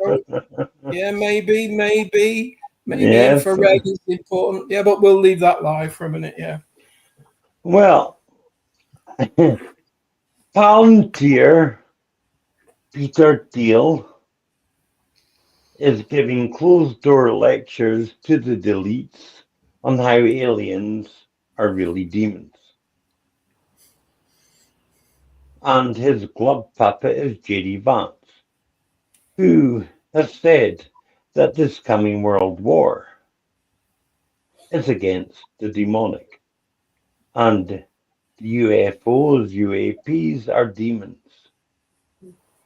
And Trump said he's about to disclose that whole file.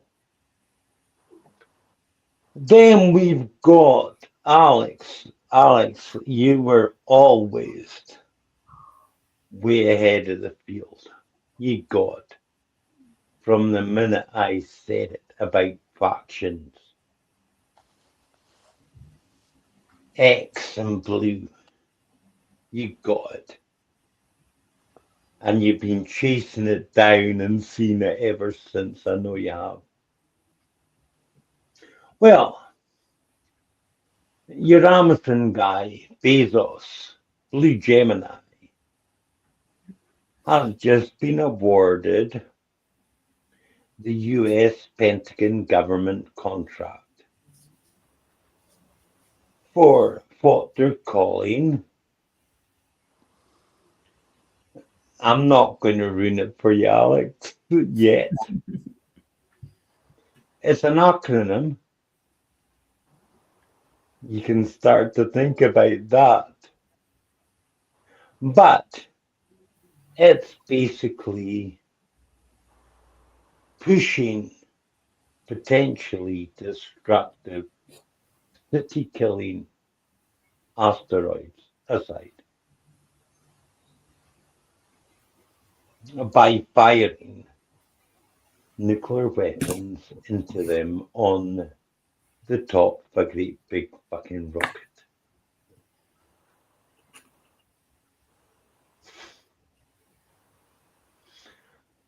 Oh,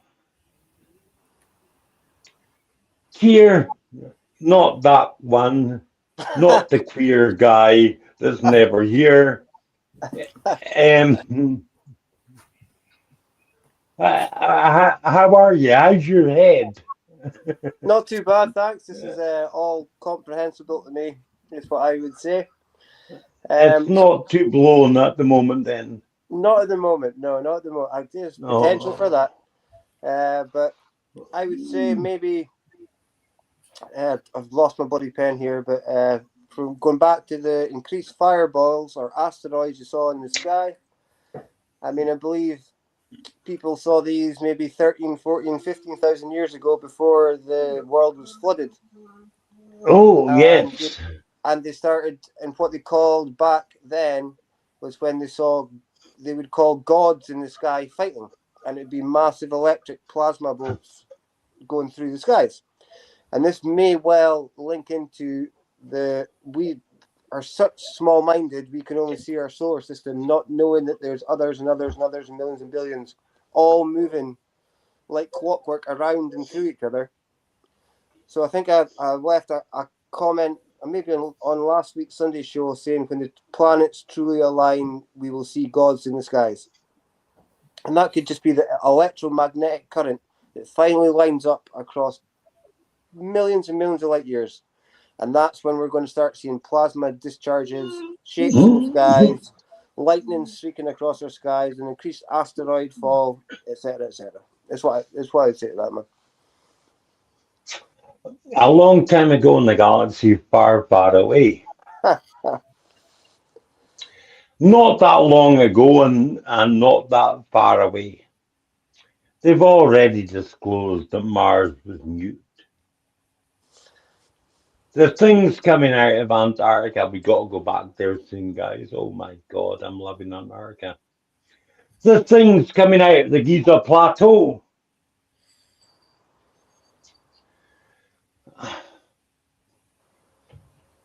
The ancient civilizations that are suddenly starting to announce themselves,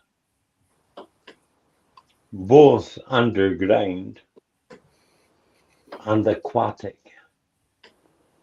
Yes, you heard me right.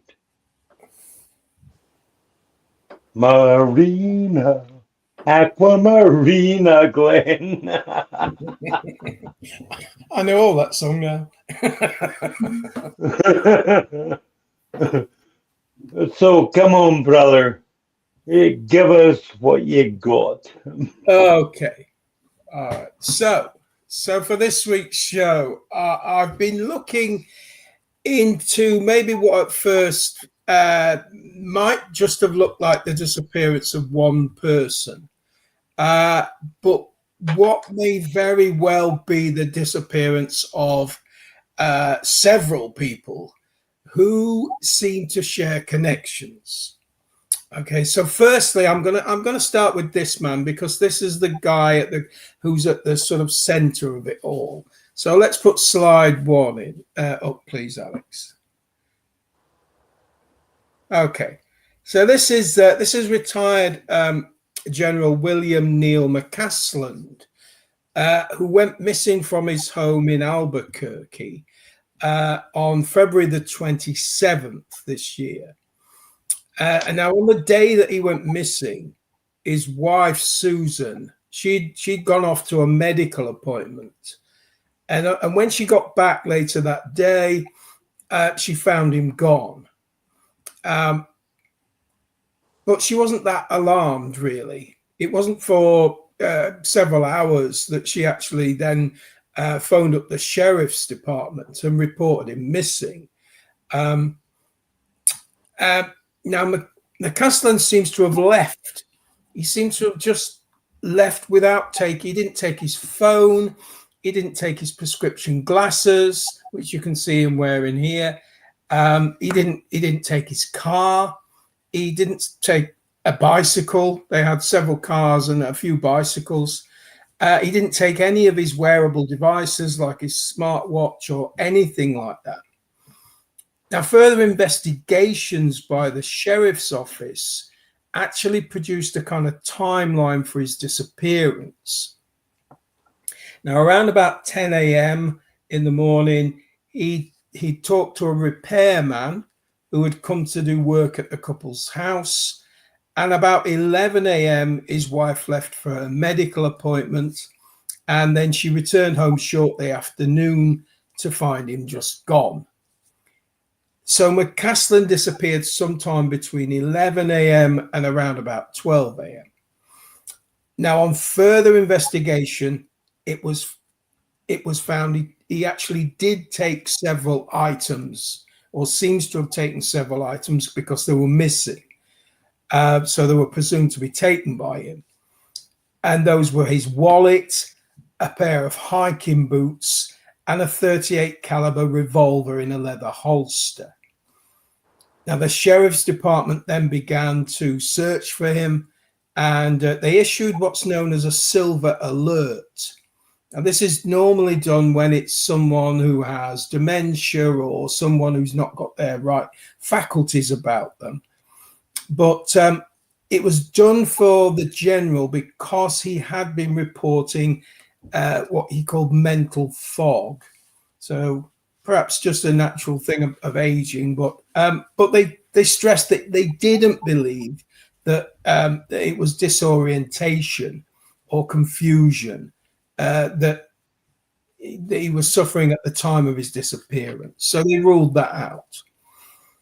Now, inquiries, they made inquiries of any witnesses, and they failed to find anyone who had sighted him on the day in question or afterwards. Let's put Sorry, Glenn. Yeah, sure. Can I just interrupt? Okay. We have, maybe we're going to have the first fucking last Jacobite wedding here, because I know some people flirt in our chat. And Antonio and Suzanne are fucking completely, and quite frankly, I find it distracting. Currently, they're texting each other the lyrics to Que Sera, Sera. Whatever will be, will be. The old Doris Day fucking number. Yeah. Will I be handsome? Will I be rich? We'll have to wait and see. Que sera, sera. Okay, get over it. Fucking listen, it's the end of the world. Meet up. Fucking be the beast with $2. And but, Stop conducting your love affair. yeah, please. Thank you, Glenn. Continue, my friend. All right. So where we got? So they tried to look for the guy, yeah. And they did some searching. On March the 7th, they found this thing. Put slide 2 up, please. They found a US Air Force sweatshirt, and this was found just about a mile from his home. But it couldn't be confirmed that it belonged to him. I don't know. Perhaps they've never heard of DNA testing or anything like that. But the lack of progress in this case prompted the sheriff's department to bring in the FBI for assistance. But again, up to this day, no trace of McCaslin has been found. Now, you might say that this was just another, just another one of the many of thousands of people that disappear every single year. That's maybe correct until you start looking into McCaslin's background and his connections. Now, McCaslin retired in 2013 from his position as head of the Air Force Research Laboratory at Wright-Patterson Air Force Base in Ohio, which we can see here at slide 3. There we go. Roswell, Alex, get the red fucking dye going. Get the twine. We're starting at Roswell, okay? because and I've the noticed. Roswell wreckage was taken to Wright-Patterson. Glenn, continue. Yeah, okay, well, that's exactly what I was just about to say. So Wright-Patterson has got about 10,000 researchers and engineers and scientists engaged in the future weapons research and design projects. Okay, and just as Ian has said, back in 1947, Wright-Patterson was, of course, said to be the final destination for the recovered craft and materials which crashed at Roswell, New Mexico. Now, McCaslin's career has been one of involvement with some of America's most secret defense projects and initiatives, such as one of them was a space-based laser project run out of LA Air Force Base. This sort of thing at slide 4. Yeah, looking at space-based weapons, space-based laser weapons, and things like that. Now, McCaslin's involvement with the topic of UFOs became public back in 2016 when a hacking group called Fancy Bear shared John Podesta's email records with WikiLeaks. And more recently, Podesta's involvement in the UFO disclosure initiative under Clinton and Obama became public knowledge, as well as his involvement with this guy. Slide 3, please, Alex. Now, this is Tom DeLonghi of the group Blink 182. But he's also the co-founder of a group, a private company, really, that's involved in entertainment, science, aerospace knowledge, aerospace technology, and UFO disclosure. This is an odd mix. And one of their key frontmen, for this organization is Luis Alexandro, who we can see here. You'll recognize him from these sort of UFO disclosure things. Now, he's a former US counterintelligence operative and he was part of the Advanced Aerospace Threat Identification Program, or ATIP, as it was known.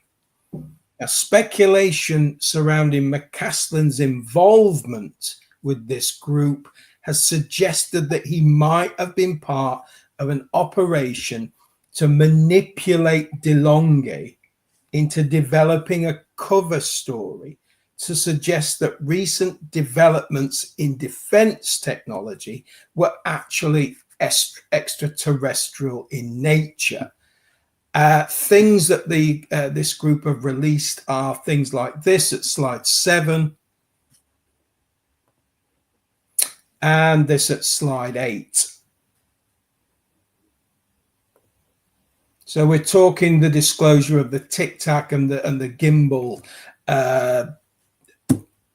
footage from F-18 jets and other such sightings. Now, McCaslin's involvement in the whole UFO phenomenon actually seems to go way back. He is allegedly was the head of the department that allocated specific items for research. He basically farmed them out to other organizations. He was supposed to have been in charge of that. And even since his retirement, he remained involved in defense technology, because at the time of his disappearance, he was the director of technology at Applied Technology Associates, which is a New Mexico-based subsidiary of a company called Blue Halo, who are a defense company specializing in space warfare, directed energy weapons, missile defense, and cyber intelligence. So the questions surrounding his vanishing perhaps center on what did he know, and perhaps what was he going to reveal, or even what was he covering up. So let's let's turn to another person now. Let's turn to another person who's got links to General McCasland. And this person mysteriously vanished on the 22nd of June last year. Slide 9, please, Alex.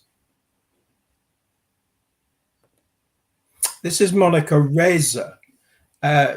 She's a 60-year-old aerospace engineer who worked at NASA's Jet Propulsion Laboratory. Now, she was supposedly the co-inventor of a nickel-based super alloy that's critical to US rocket engines. And the project she was working on before her disappearance, although classified, was actually government funded and was being overseen by none other than General Neil McCasland. On the day of her disappearance, she was hiking with friends in the Angeles National Forest near Mount Waterman, which we can see here at slide 10. This is the area where she disappeared. Okay. Now, this place is a popular ski resort in the winter, but it's a favorite for hikers in the summer. Now, around about 9:10 a.m., she was seen waving to a companion at on what's called the Upper West Ridge Trail. And then she simply vanished. And there was an extensive search made by multiple agencies involving helicopters and drones and dogs. And it basically concluded its fruitless search on June the 30th, 8 days after her disappearance. Now, after that, the case was turned over to the Los Angeles County Sheriff's Missing Person Unit.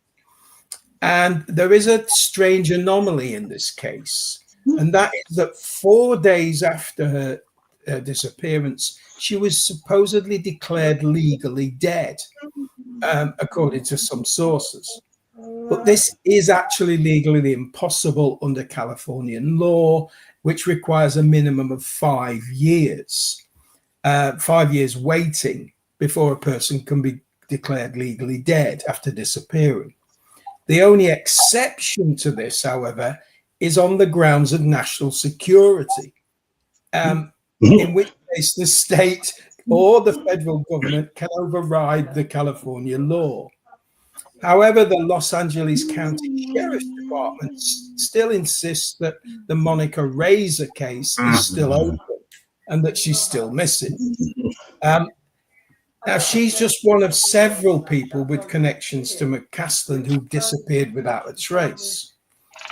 Another one is this one. Glenn, Yeah. Glenn, just before you do, I didn't know because you and Alex both know if I set you onto a scent that yes, I'm going to discover things I didn't know, but you both know I've already looked at it. So here's a little tidbit, and Alex, get your ball string out again. The woman you've just been talking about has a patent in her name for memory metal. Yeah. Now, memory metal is what makes Roswell distinctive. Yeah. And there's been all sorts of black ops. They've been trying to recover all the pieces of this memory metal for over 80 years. This substance, this alloy, Mandalay. is like tinfoil. It's that thin, but it's exceptionally strong. And the thing is, you can crumple it, you can burn it, you can do what you like to it, and it will return to its original state. And the general He was the one that took over from Corso, Colonel Corso, at the Pentagon. Yeah. The day after Roswell, who wrote a book called The Day After Roswell, where he said that his job was to take the things that they'd recovered at Roswell, the extraterrestrial things, and they were reverse engineering them and to release them to the public through the Nazi corporation. Hence, we got transistors and microchips and Velcro. Yeah. And Alex, you keeping up with these fucking lines I'm drawing here? Yeah. Now, Glenn, please continue. Okay, yeah, she was Because one person disappearing. yeah, that's odd. Two involved in the same thing. That's maybe Yeah, causing. continue. Yeah, she was the she's got co-inventor sort of name with it, an alloy called Mandalloy, which is exactly what you said. Yeah. Okay. So, all right. So we've run through her. We've run through. Now we're going to go on to another woman. Now let's put slide 11 up. Now this is the last known image of Melissa Casillas, who disappeared on the 6th of June again in 2025 again. And both Melissa and her husband both worked at the Los Alamos National Laboratory. That's the same laboratory that was famous for developing nuclear weapons during the Manhattan Project.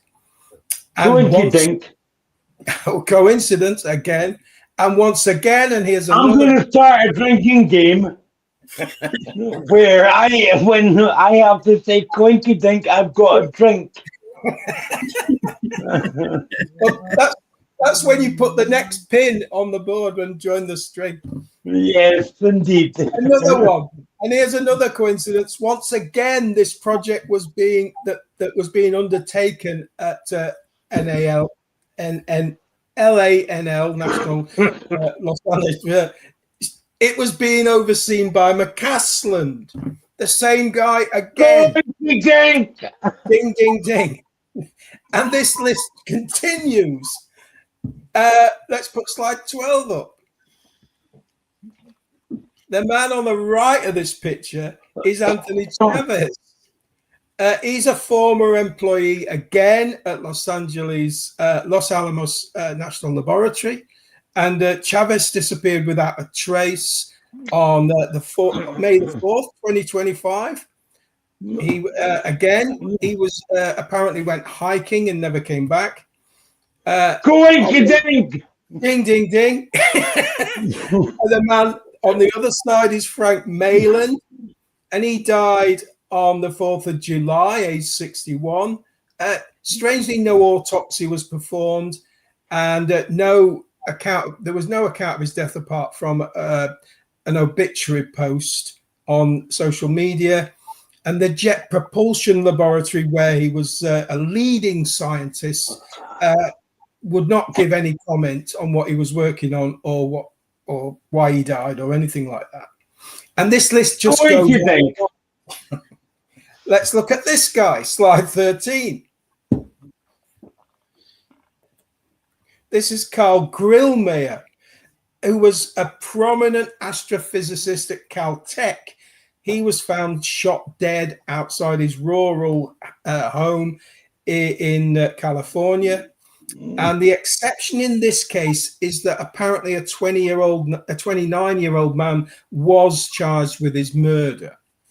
All right, so that one could be wavering. But on we go again, slide 14. Except, Glenn. Yeah. Go back to that cunt. Go back to that cunt.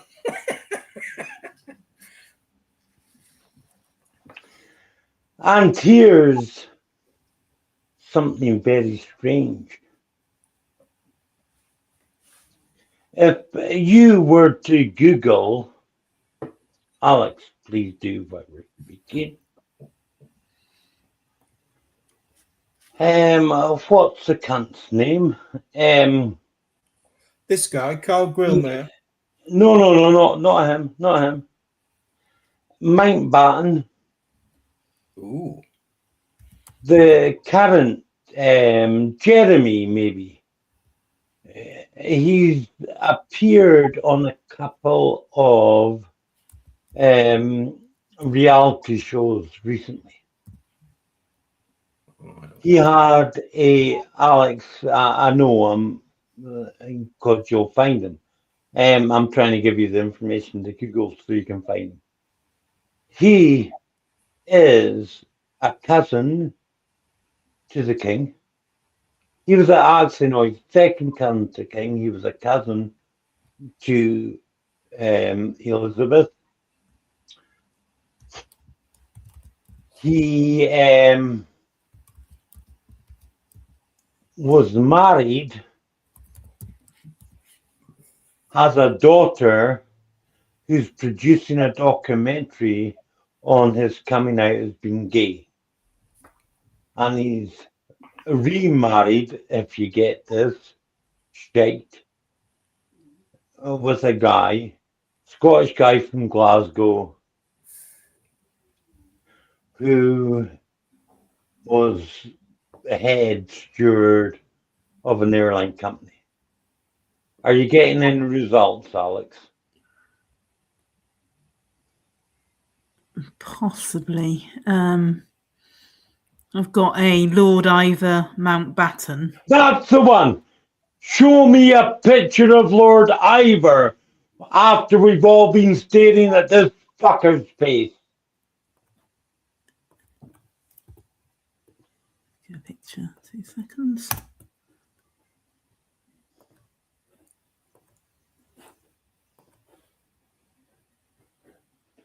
Oh, Glenn, I'm about to blow your fucking mind. All right, I'm ready.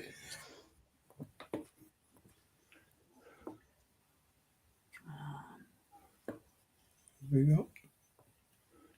Give me a second. StreamYard's thinking about it. Sorry, guys. 2 seconds. You're all right, Keir. Yeah, go on, off you go, mate. That's not a good picture. You missed the best bit. I don't care.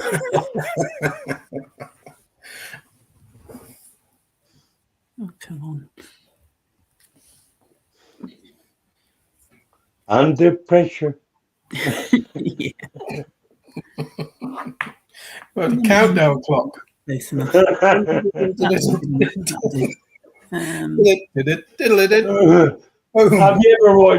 Have you ever watched Criminal Minds?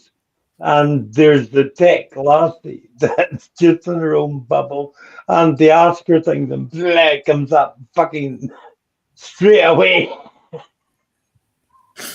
Oh, any other pictures of him, Alex?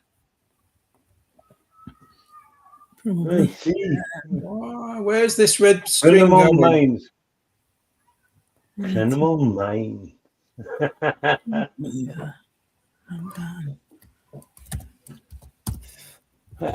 If Alex gets a full frontal view of this guy, Yeah. you will see just how similar he is to your man, Glenn. Yeah. Mr. Grillmayer. Uh-huh. Like, you know how you can look at someone and know they're related? Yes, okay, Alex, if you can zoom that one. Got a bit bigger beard on him. Yes. See the forehead line? Hmm. See the eyes? Those eyes that Prince Charles, the king, who isn't mine, has. the Rothschilds have. Oh, There's a beard that could be George the Fifth. And this guy, his grandfather was brother to the notorious paedophile, last Viceroy of India,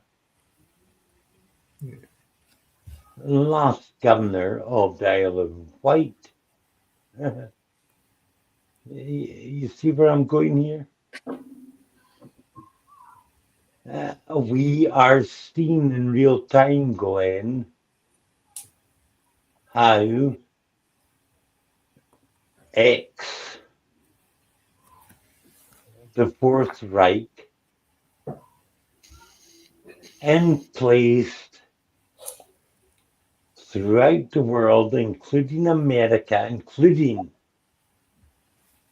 the alien X-file,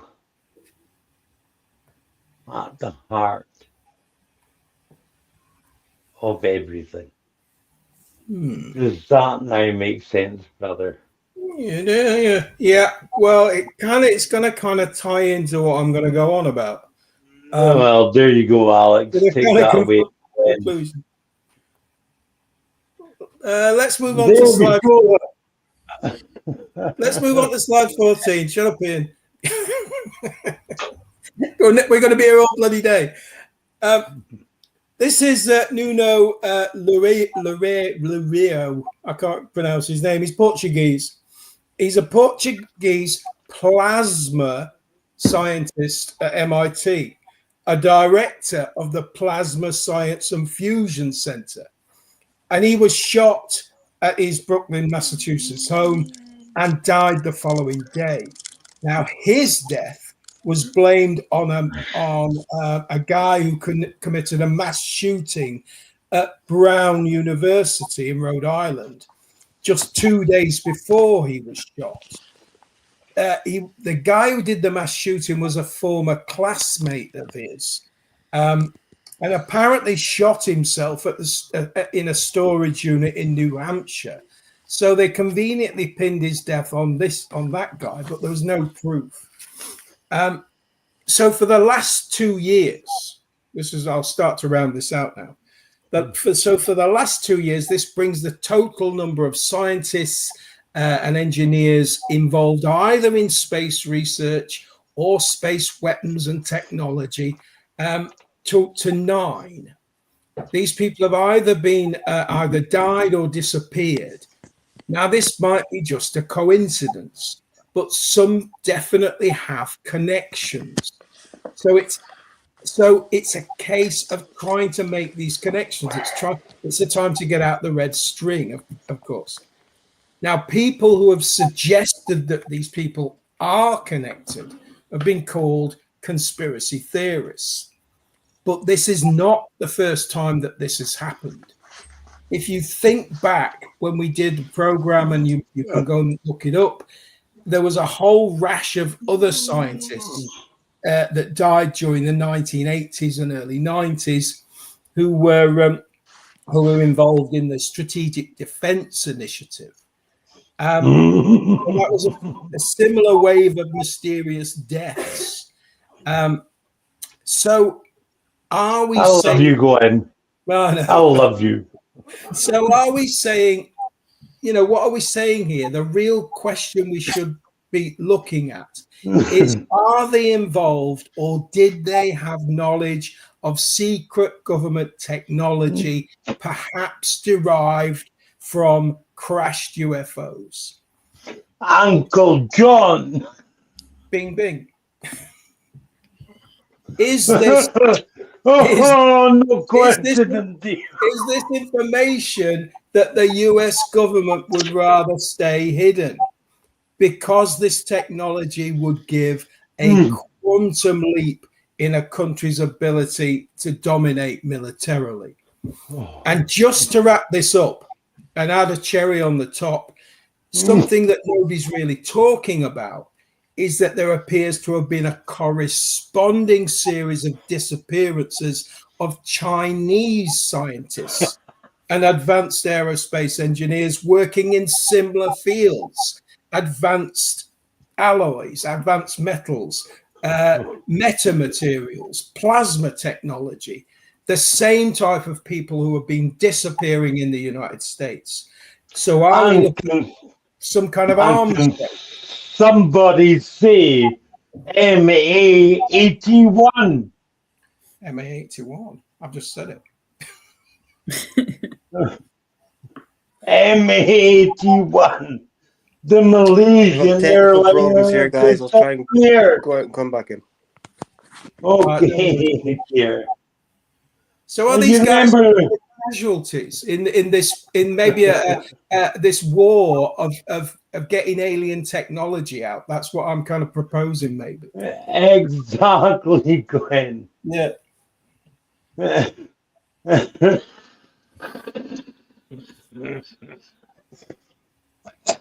Oh my God. I was delighted when you made the connection to Reagan's Star Wars. Marconi. And Marconi, Yeah. etc. Yes. Yeah.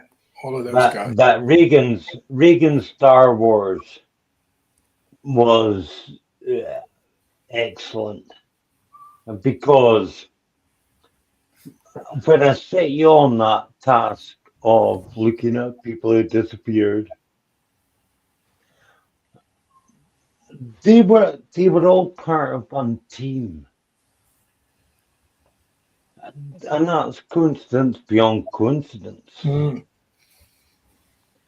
But I didn't know you would also find the connection to Reagan and the original so-called Star Wars program.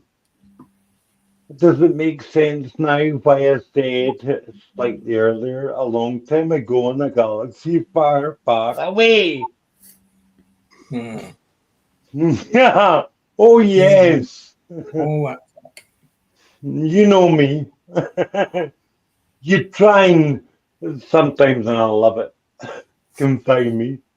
But the connections are always there in this fucking numbskull of a thing am I. That original disappearances and missing 101s of the Reagan era, they were all associated not just with the alien recovery reverse engineering stuff, but specifically with the Reagan at the UN saying the only thing that will bring the world together in one fucking, is the threat of alien invasion. And the aliens are with us now. He and Thatcher were both boarded up for the end of their lives, they said, because of Alzheimer's. They were just scared of what they might say.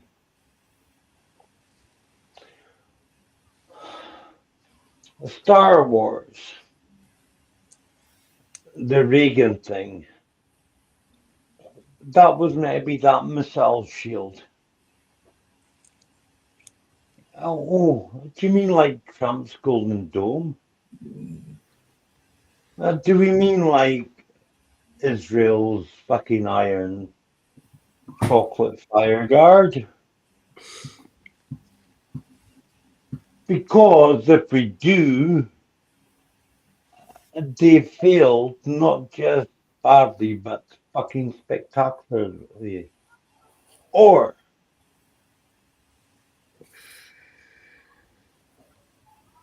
was Star Wars on Trump's Space Force, on Trump's new initiatives, including Artemis. Could they just be an attempt at a defense shield around our planet because they know that they're about to face an alien threat? Ah, Interesting. ah. And do the overlords demand a tribute? And because this planet was meant to be nothing more than a breeding pasture for cattle or deer, has the stock exceeded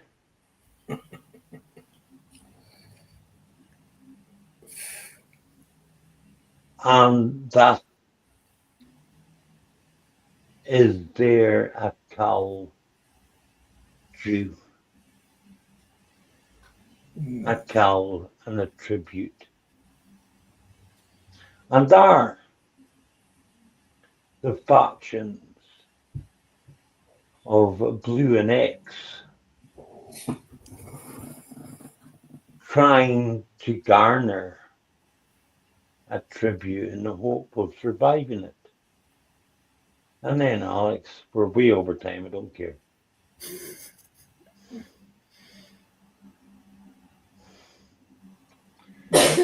Tell me about Flamingo. When I flew in,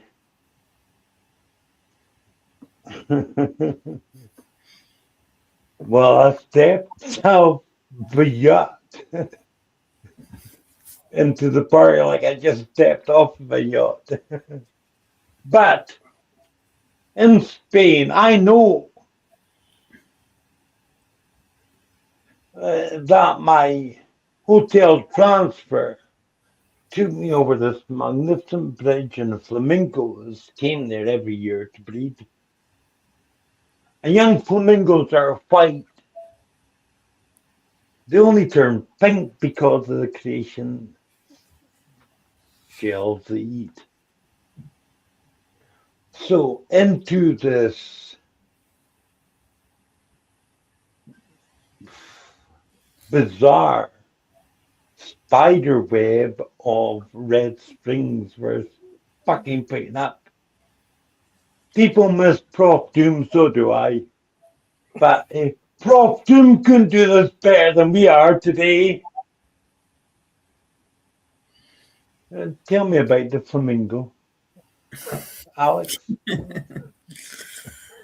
Okay, I think I've probably failed on this one because I've not found when I look for stuff, because I know when you set us homework, you've already found all the links, you've already found all the things.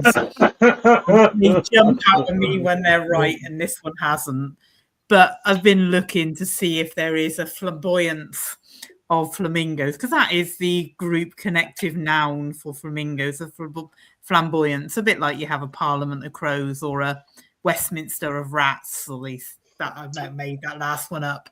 But that sort of style. So I've been trying to see, has there been a flamboyance of flamingos? Because we've got, obviously, local ones come up immediately on my thing. So all I see when I try and search for anything on flamingos is the whole Flamingo Land debacle. But you've got Ukraine, you've got their new, which is actually the VP5, which they've called the Flamingo. And they've registered the name. Why the fuck? You see, right. Storm Shadow. That's that's a cool name for a weapon.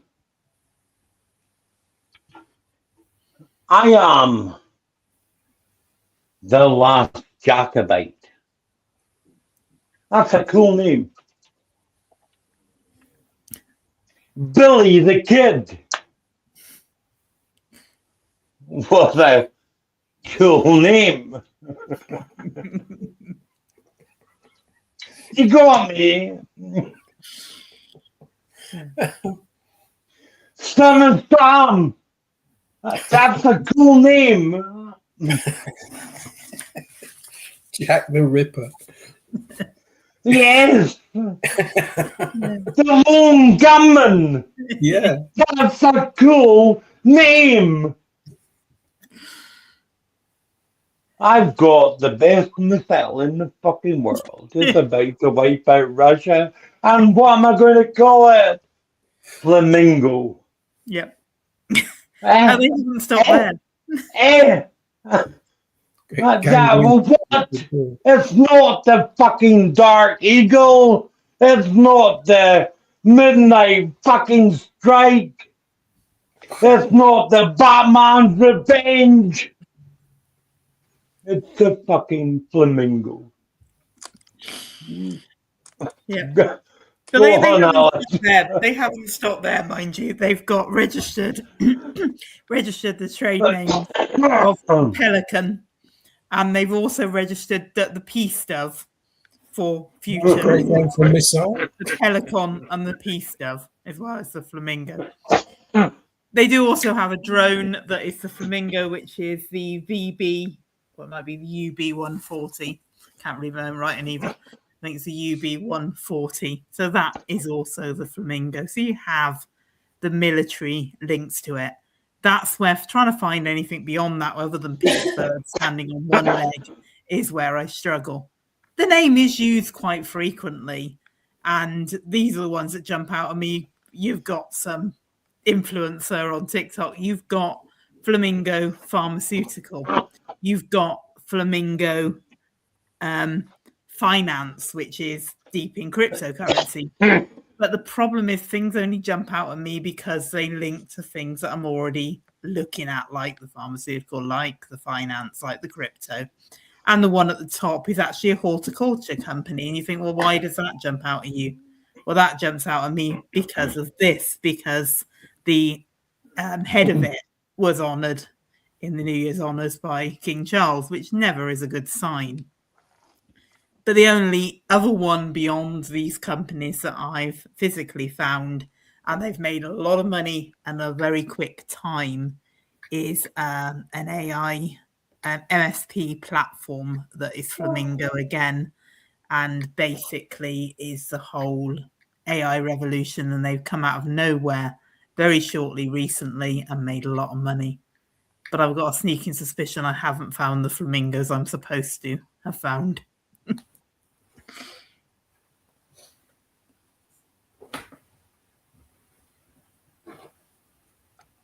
Well, Alex, you're find enough. Now, and that Jeff Bezos, a Blue project, is a subsidiary of the Flamingo. NASA's, now, we know Artemis was a lie, but NASA's, all their shit is either in Florida or Texas. Florida has a state proposition at their legislature to change the state bird, the state animal of Florida, to a flamingo.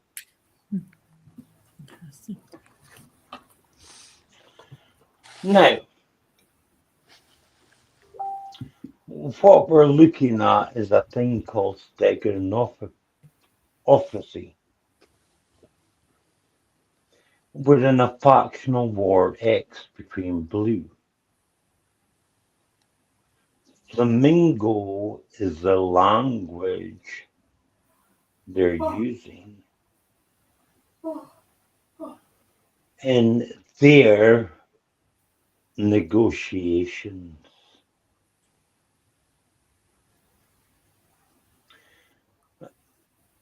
Now, let me be very clear.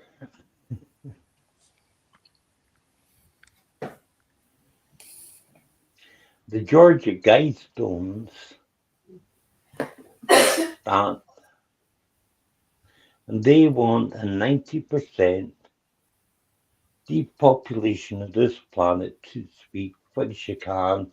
Doesn't matter how we do it.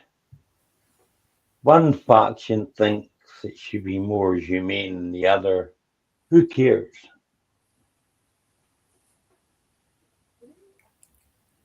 They're negotiating with each other now as to how to bring about the final countdown.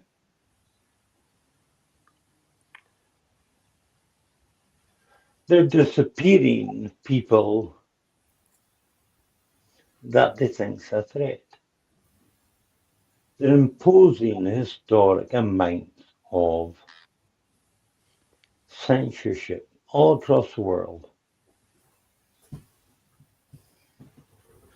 I don't think this shit is going to end well. Here, what do you say? What about this shit ending well, or the fact that at least About anything, about whatever we've said. Well, yeah. Listening to Glenn's piece there, I've got to say I was looking at that a couple of weeks ago, I think it was, and at least 6 people all working on the same project all disappeared. Usually in this kind of situation, they were found unalived, right? Usually hanging from a tree with a bloody shotgun wound in their chest or something awful like that, right?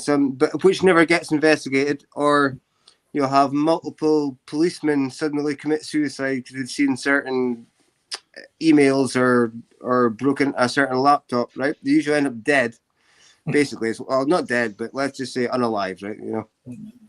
But in this case, with these scientists, they've disappeared, right? I mean, correct me if I'm wrong, because I did have a bit of technical problems there, especially with Alex. Sorry, Alex, like you were muted to me for that presentation. I'm sorry, I can't speak to it. But yeah, Glenn, if you know better than me, all those scientists no one's been found, right?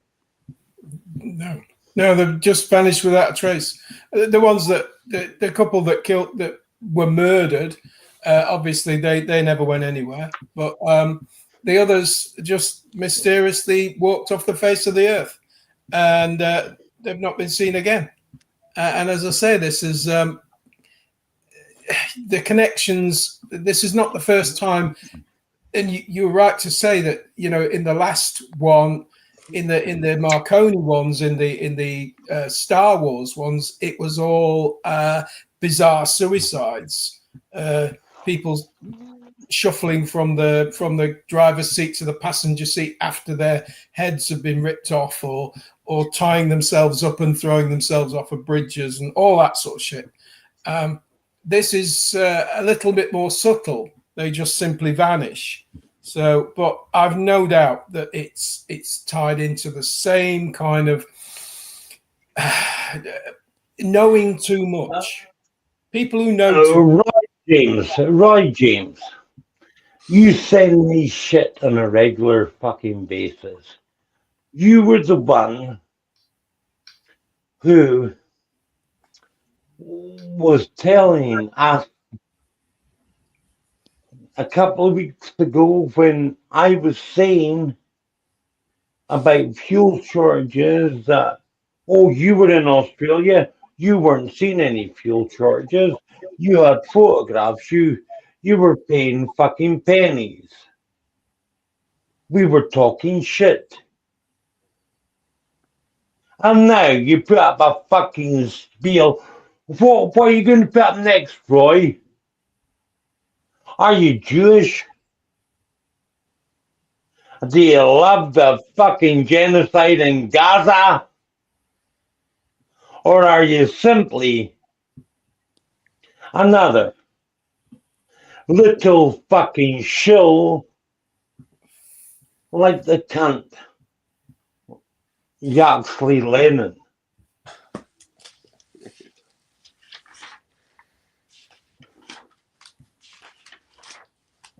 Yes, we're in need of fucking help in the UK, but cunts like you are never gonna fucking give it. You are just the fucking stick in the shit trying to stir it. Like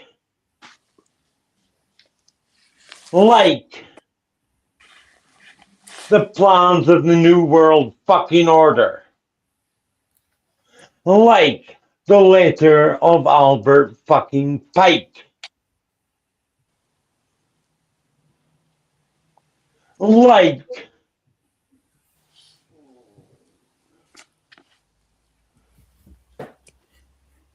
the plans of the Zionists. All like all the prescriptive programming they've been doing.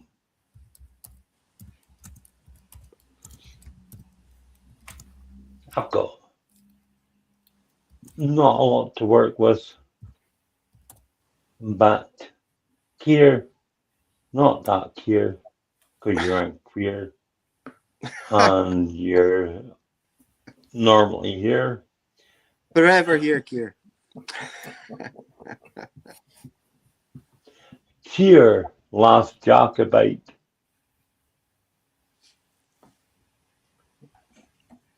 And you'll no doubt tell us those thoughts that you had tonight on the Jacobite International. Aye. I mean, because of you guys, I've got like pages of stuff with bloody markers in them now that I can, and I've got to tick things off. So I'm like, oh, I've bloody spoken about them. So just right, so do I go through that again? You know, so all right. So I've got other like, you know, and I'm driving to work, listening to the news and the radio just to make sure I can hear the other side. Right? Just I blame you. Donald or Alex, time for Roy James to go.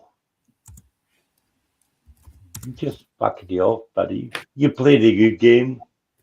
You lasted a while. And now you're gone. You can be like the other fuckwits. You can still watch us on YouTube. But you ain't going to be on the page. Gary. Alex, they think we're fucking idiots. Glenn, last thoughts for the audience. Last thoughts. Today's been a montage of connections.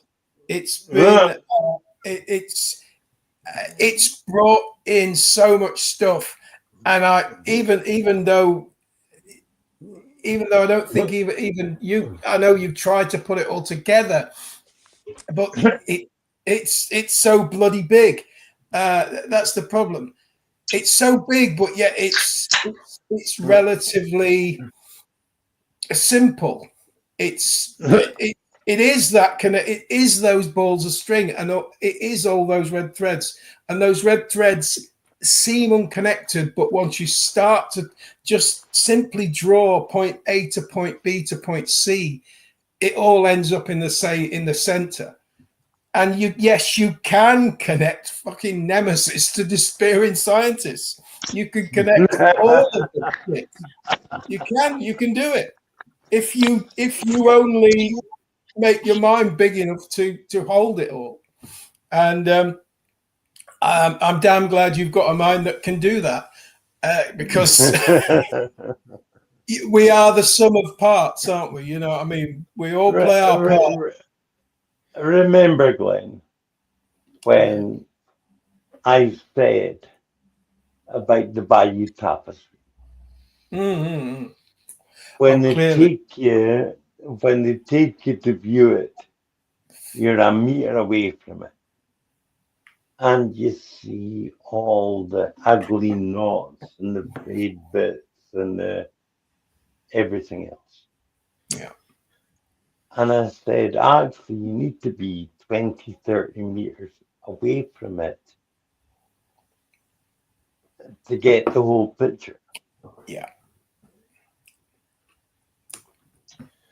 Now, I'm not overly spiritual or biblical, as you know. I will tell you one last story.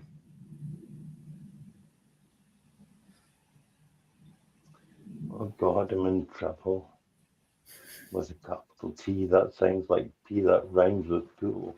Anyway,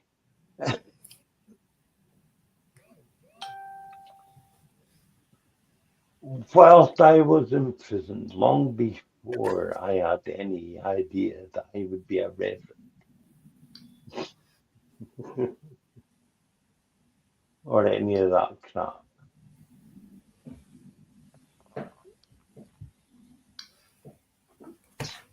whilst I was studying eschatology, that's the fancy theological term for the end time, I had a vision. I wasn't on Ionatha, I would love some, or any of the other South American hallucinogenics, because, in all honesty, the tabs of acid I've taken, they've all been wonderful. Now I know I've never done the magis, but then I've never known anyone that I trust enough to give me the right ones. But hey ho. But Ionatha or one of these fucking things, oh my God, yes, I'll take it. Thank you very much.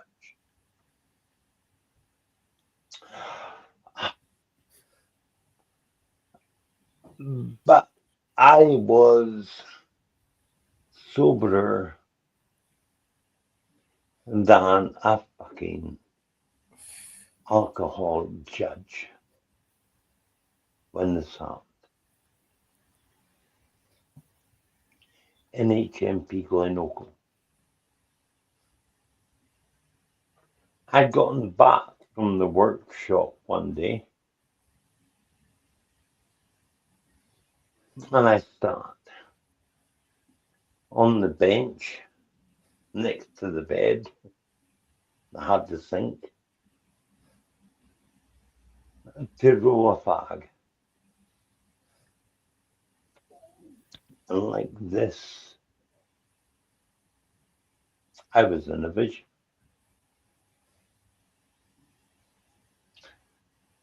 Because I'd been going to prison fellowship, church, the chapel. And in the Christian fellowship, especially, oh, Glenn, here's another line for you. Plymouth Brethren, the, what was it called? Because before they reinvented it, what did you have? You had prison officer. What was your rank system? Prison officer?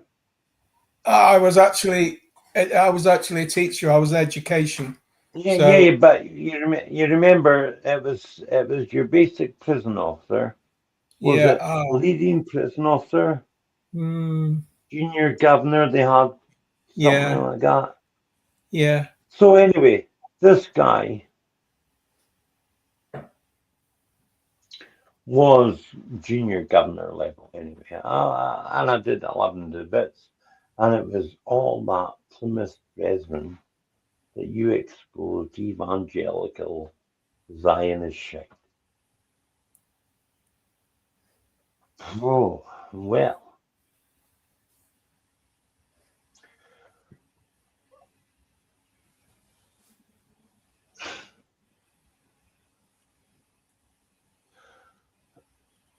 These threads have been connecting for me for decades. Especially when I woke up from that after I became a minister. And and whatever people think, we have never had an ego. But I'm an expert in eschatology.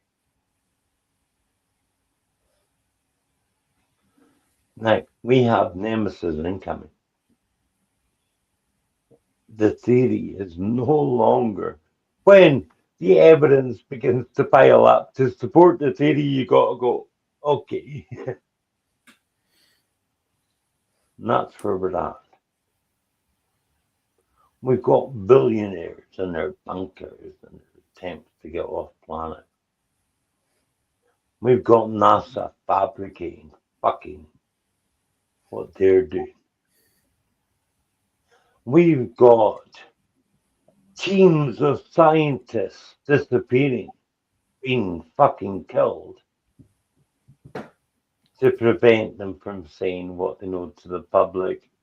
And we've got the Jeffrey Epstein class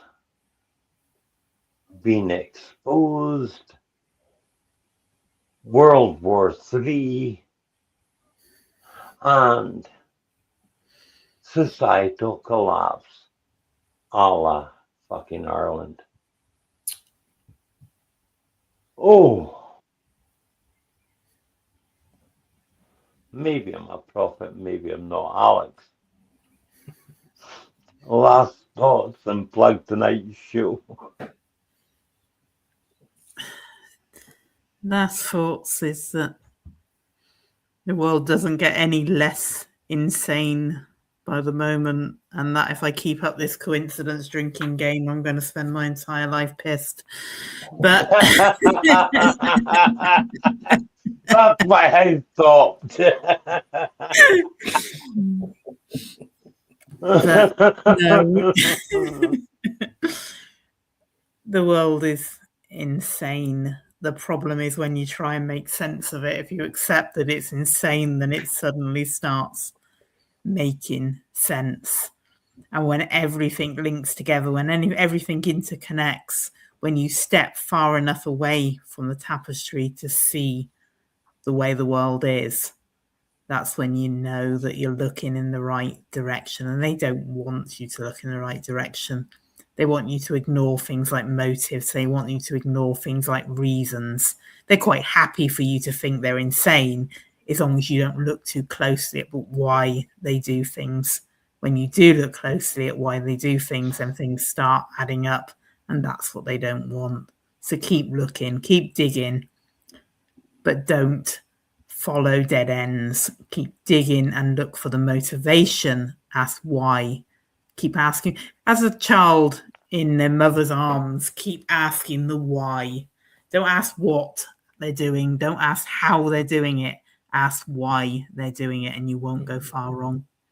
And we will be back tonight. We'll be back at 8 p.m. With Glenn and Kia, and hopefully Angela as well. And Right. we'll see you then. Sorry? Your sound's gone.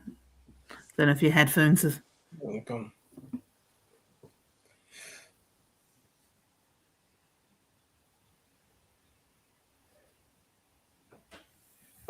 No. Sorry, I saw you in a minute. Yeah. Can you hear me now? Yes, you're back. There we go. Technology is a bitch. No, I was just saying I'm looking forward to that, Kier and Angela. Oh my fucking God. 4-hour show. It won't be 4 hours. I won't let it. In the day.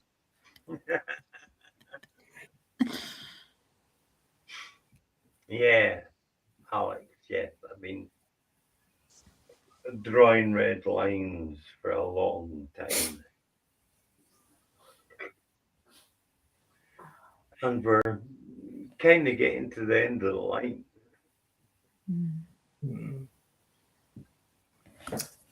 All roads lead to Rome. Well, I had a couple of musical, because I've been in the music. I start this day so hungover that I needed to hear the dog, and it spit me again. Son of a bitch, pour me a drink. Son of a bitch. One Give me a more drink. night can't be me. Great tune, that. Great tune. Yeah. Honey, don't walk out. I'm too drunk to follow. You know you won't feel this way Right tomorrow.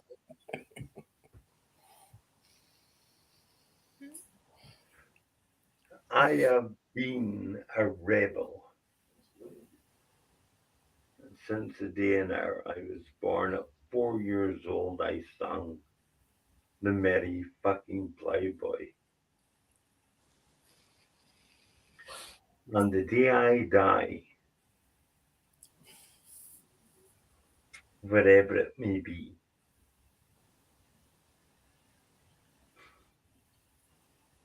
I will die a free man, bringing to keep freedom against any foe, foreign or domestic. Question, and that all of you have to answer. Do you want to be free? If you are, like the t-shirt I wore on Wednesday of Che Guevara. If you tremble at every indignity, then you're a comrade of mine. Very quick last thoughts for the audience, Glenn. I'm not sure what to say. I'm sure the grave that you inhabit will be as Jacobite as you are. Yes, brother. Yes.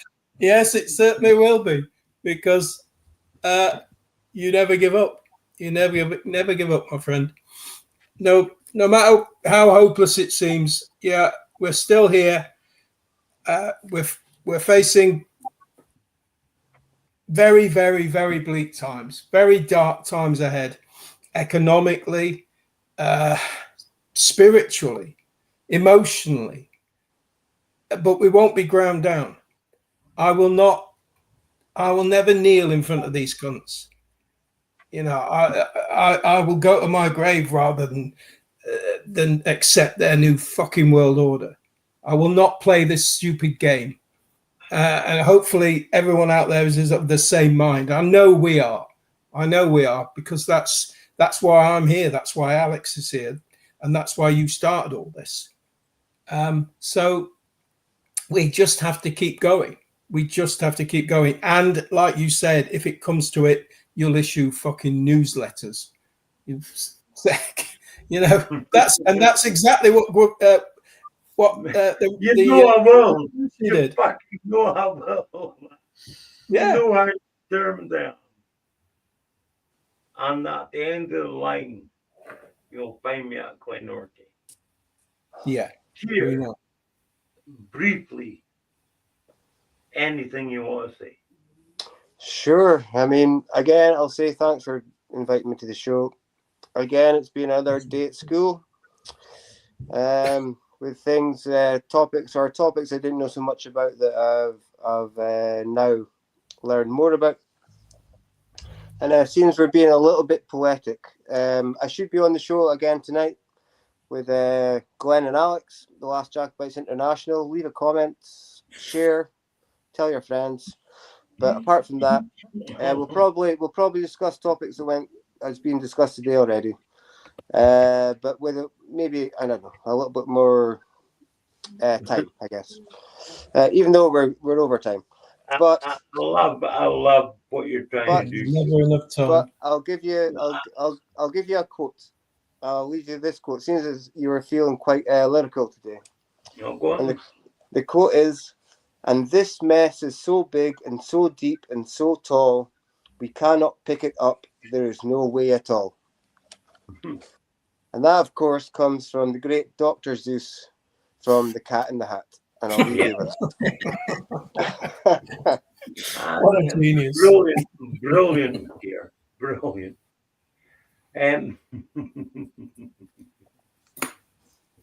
Can't read him anymore. He was a racist, apparently. So. They all were. Yeah, everyone was a racist. No, they literally were. Yeah, I know. Alice, who the fuck is Alice? We didn't get a chance to even get close to Alice tonight. But our own Alex, one of the Flamingo references I thought you might have got was when Alice was down the rabbit hole, the Queen of Hearts had a game of croquet. And what were the croquet mallets? Flamingos. Flamingos. Oh, yes! I've done it again.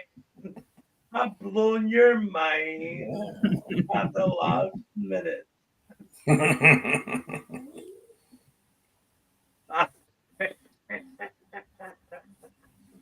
Alex, Play ball out. and then the broadcast, please, because well, to love you all, we're all fucked. We are all fucked. Maybe, just maybe, we'll find a way. See, unlike Canada, because they weren't ready to do what they had to do, unlike Ireland, unlike the protests that are going to come to this land after the event. And then the current leader of Britain's armed forces really should be worried, because I was always better than you.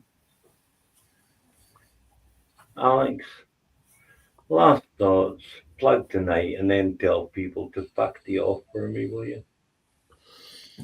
Okay. Not much more I can say than we've already said. Live your life in the meantime. Be ready when we get to the point that we can do something. Stay ahead of the game. Keep your eyes on the game and be ready. Be back tonight at 8 p.m. and we will see you soon. And fuck it off. Fuck it off. What's the off?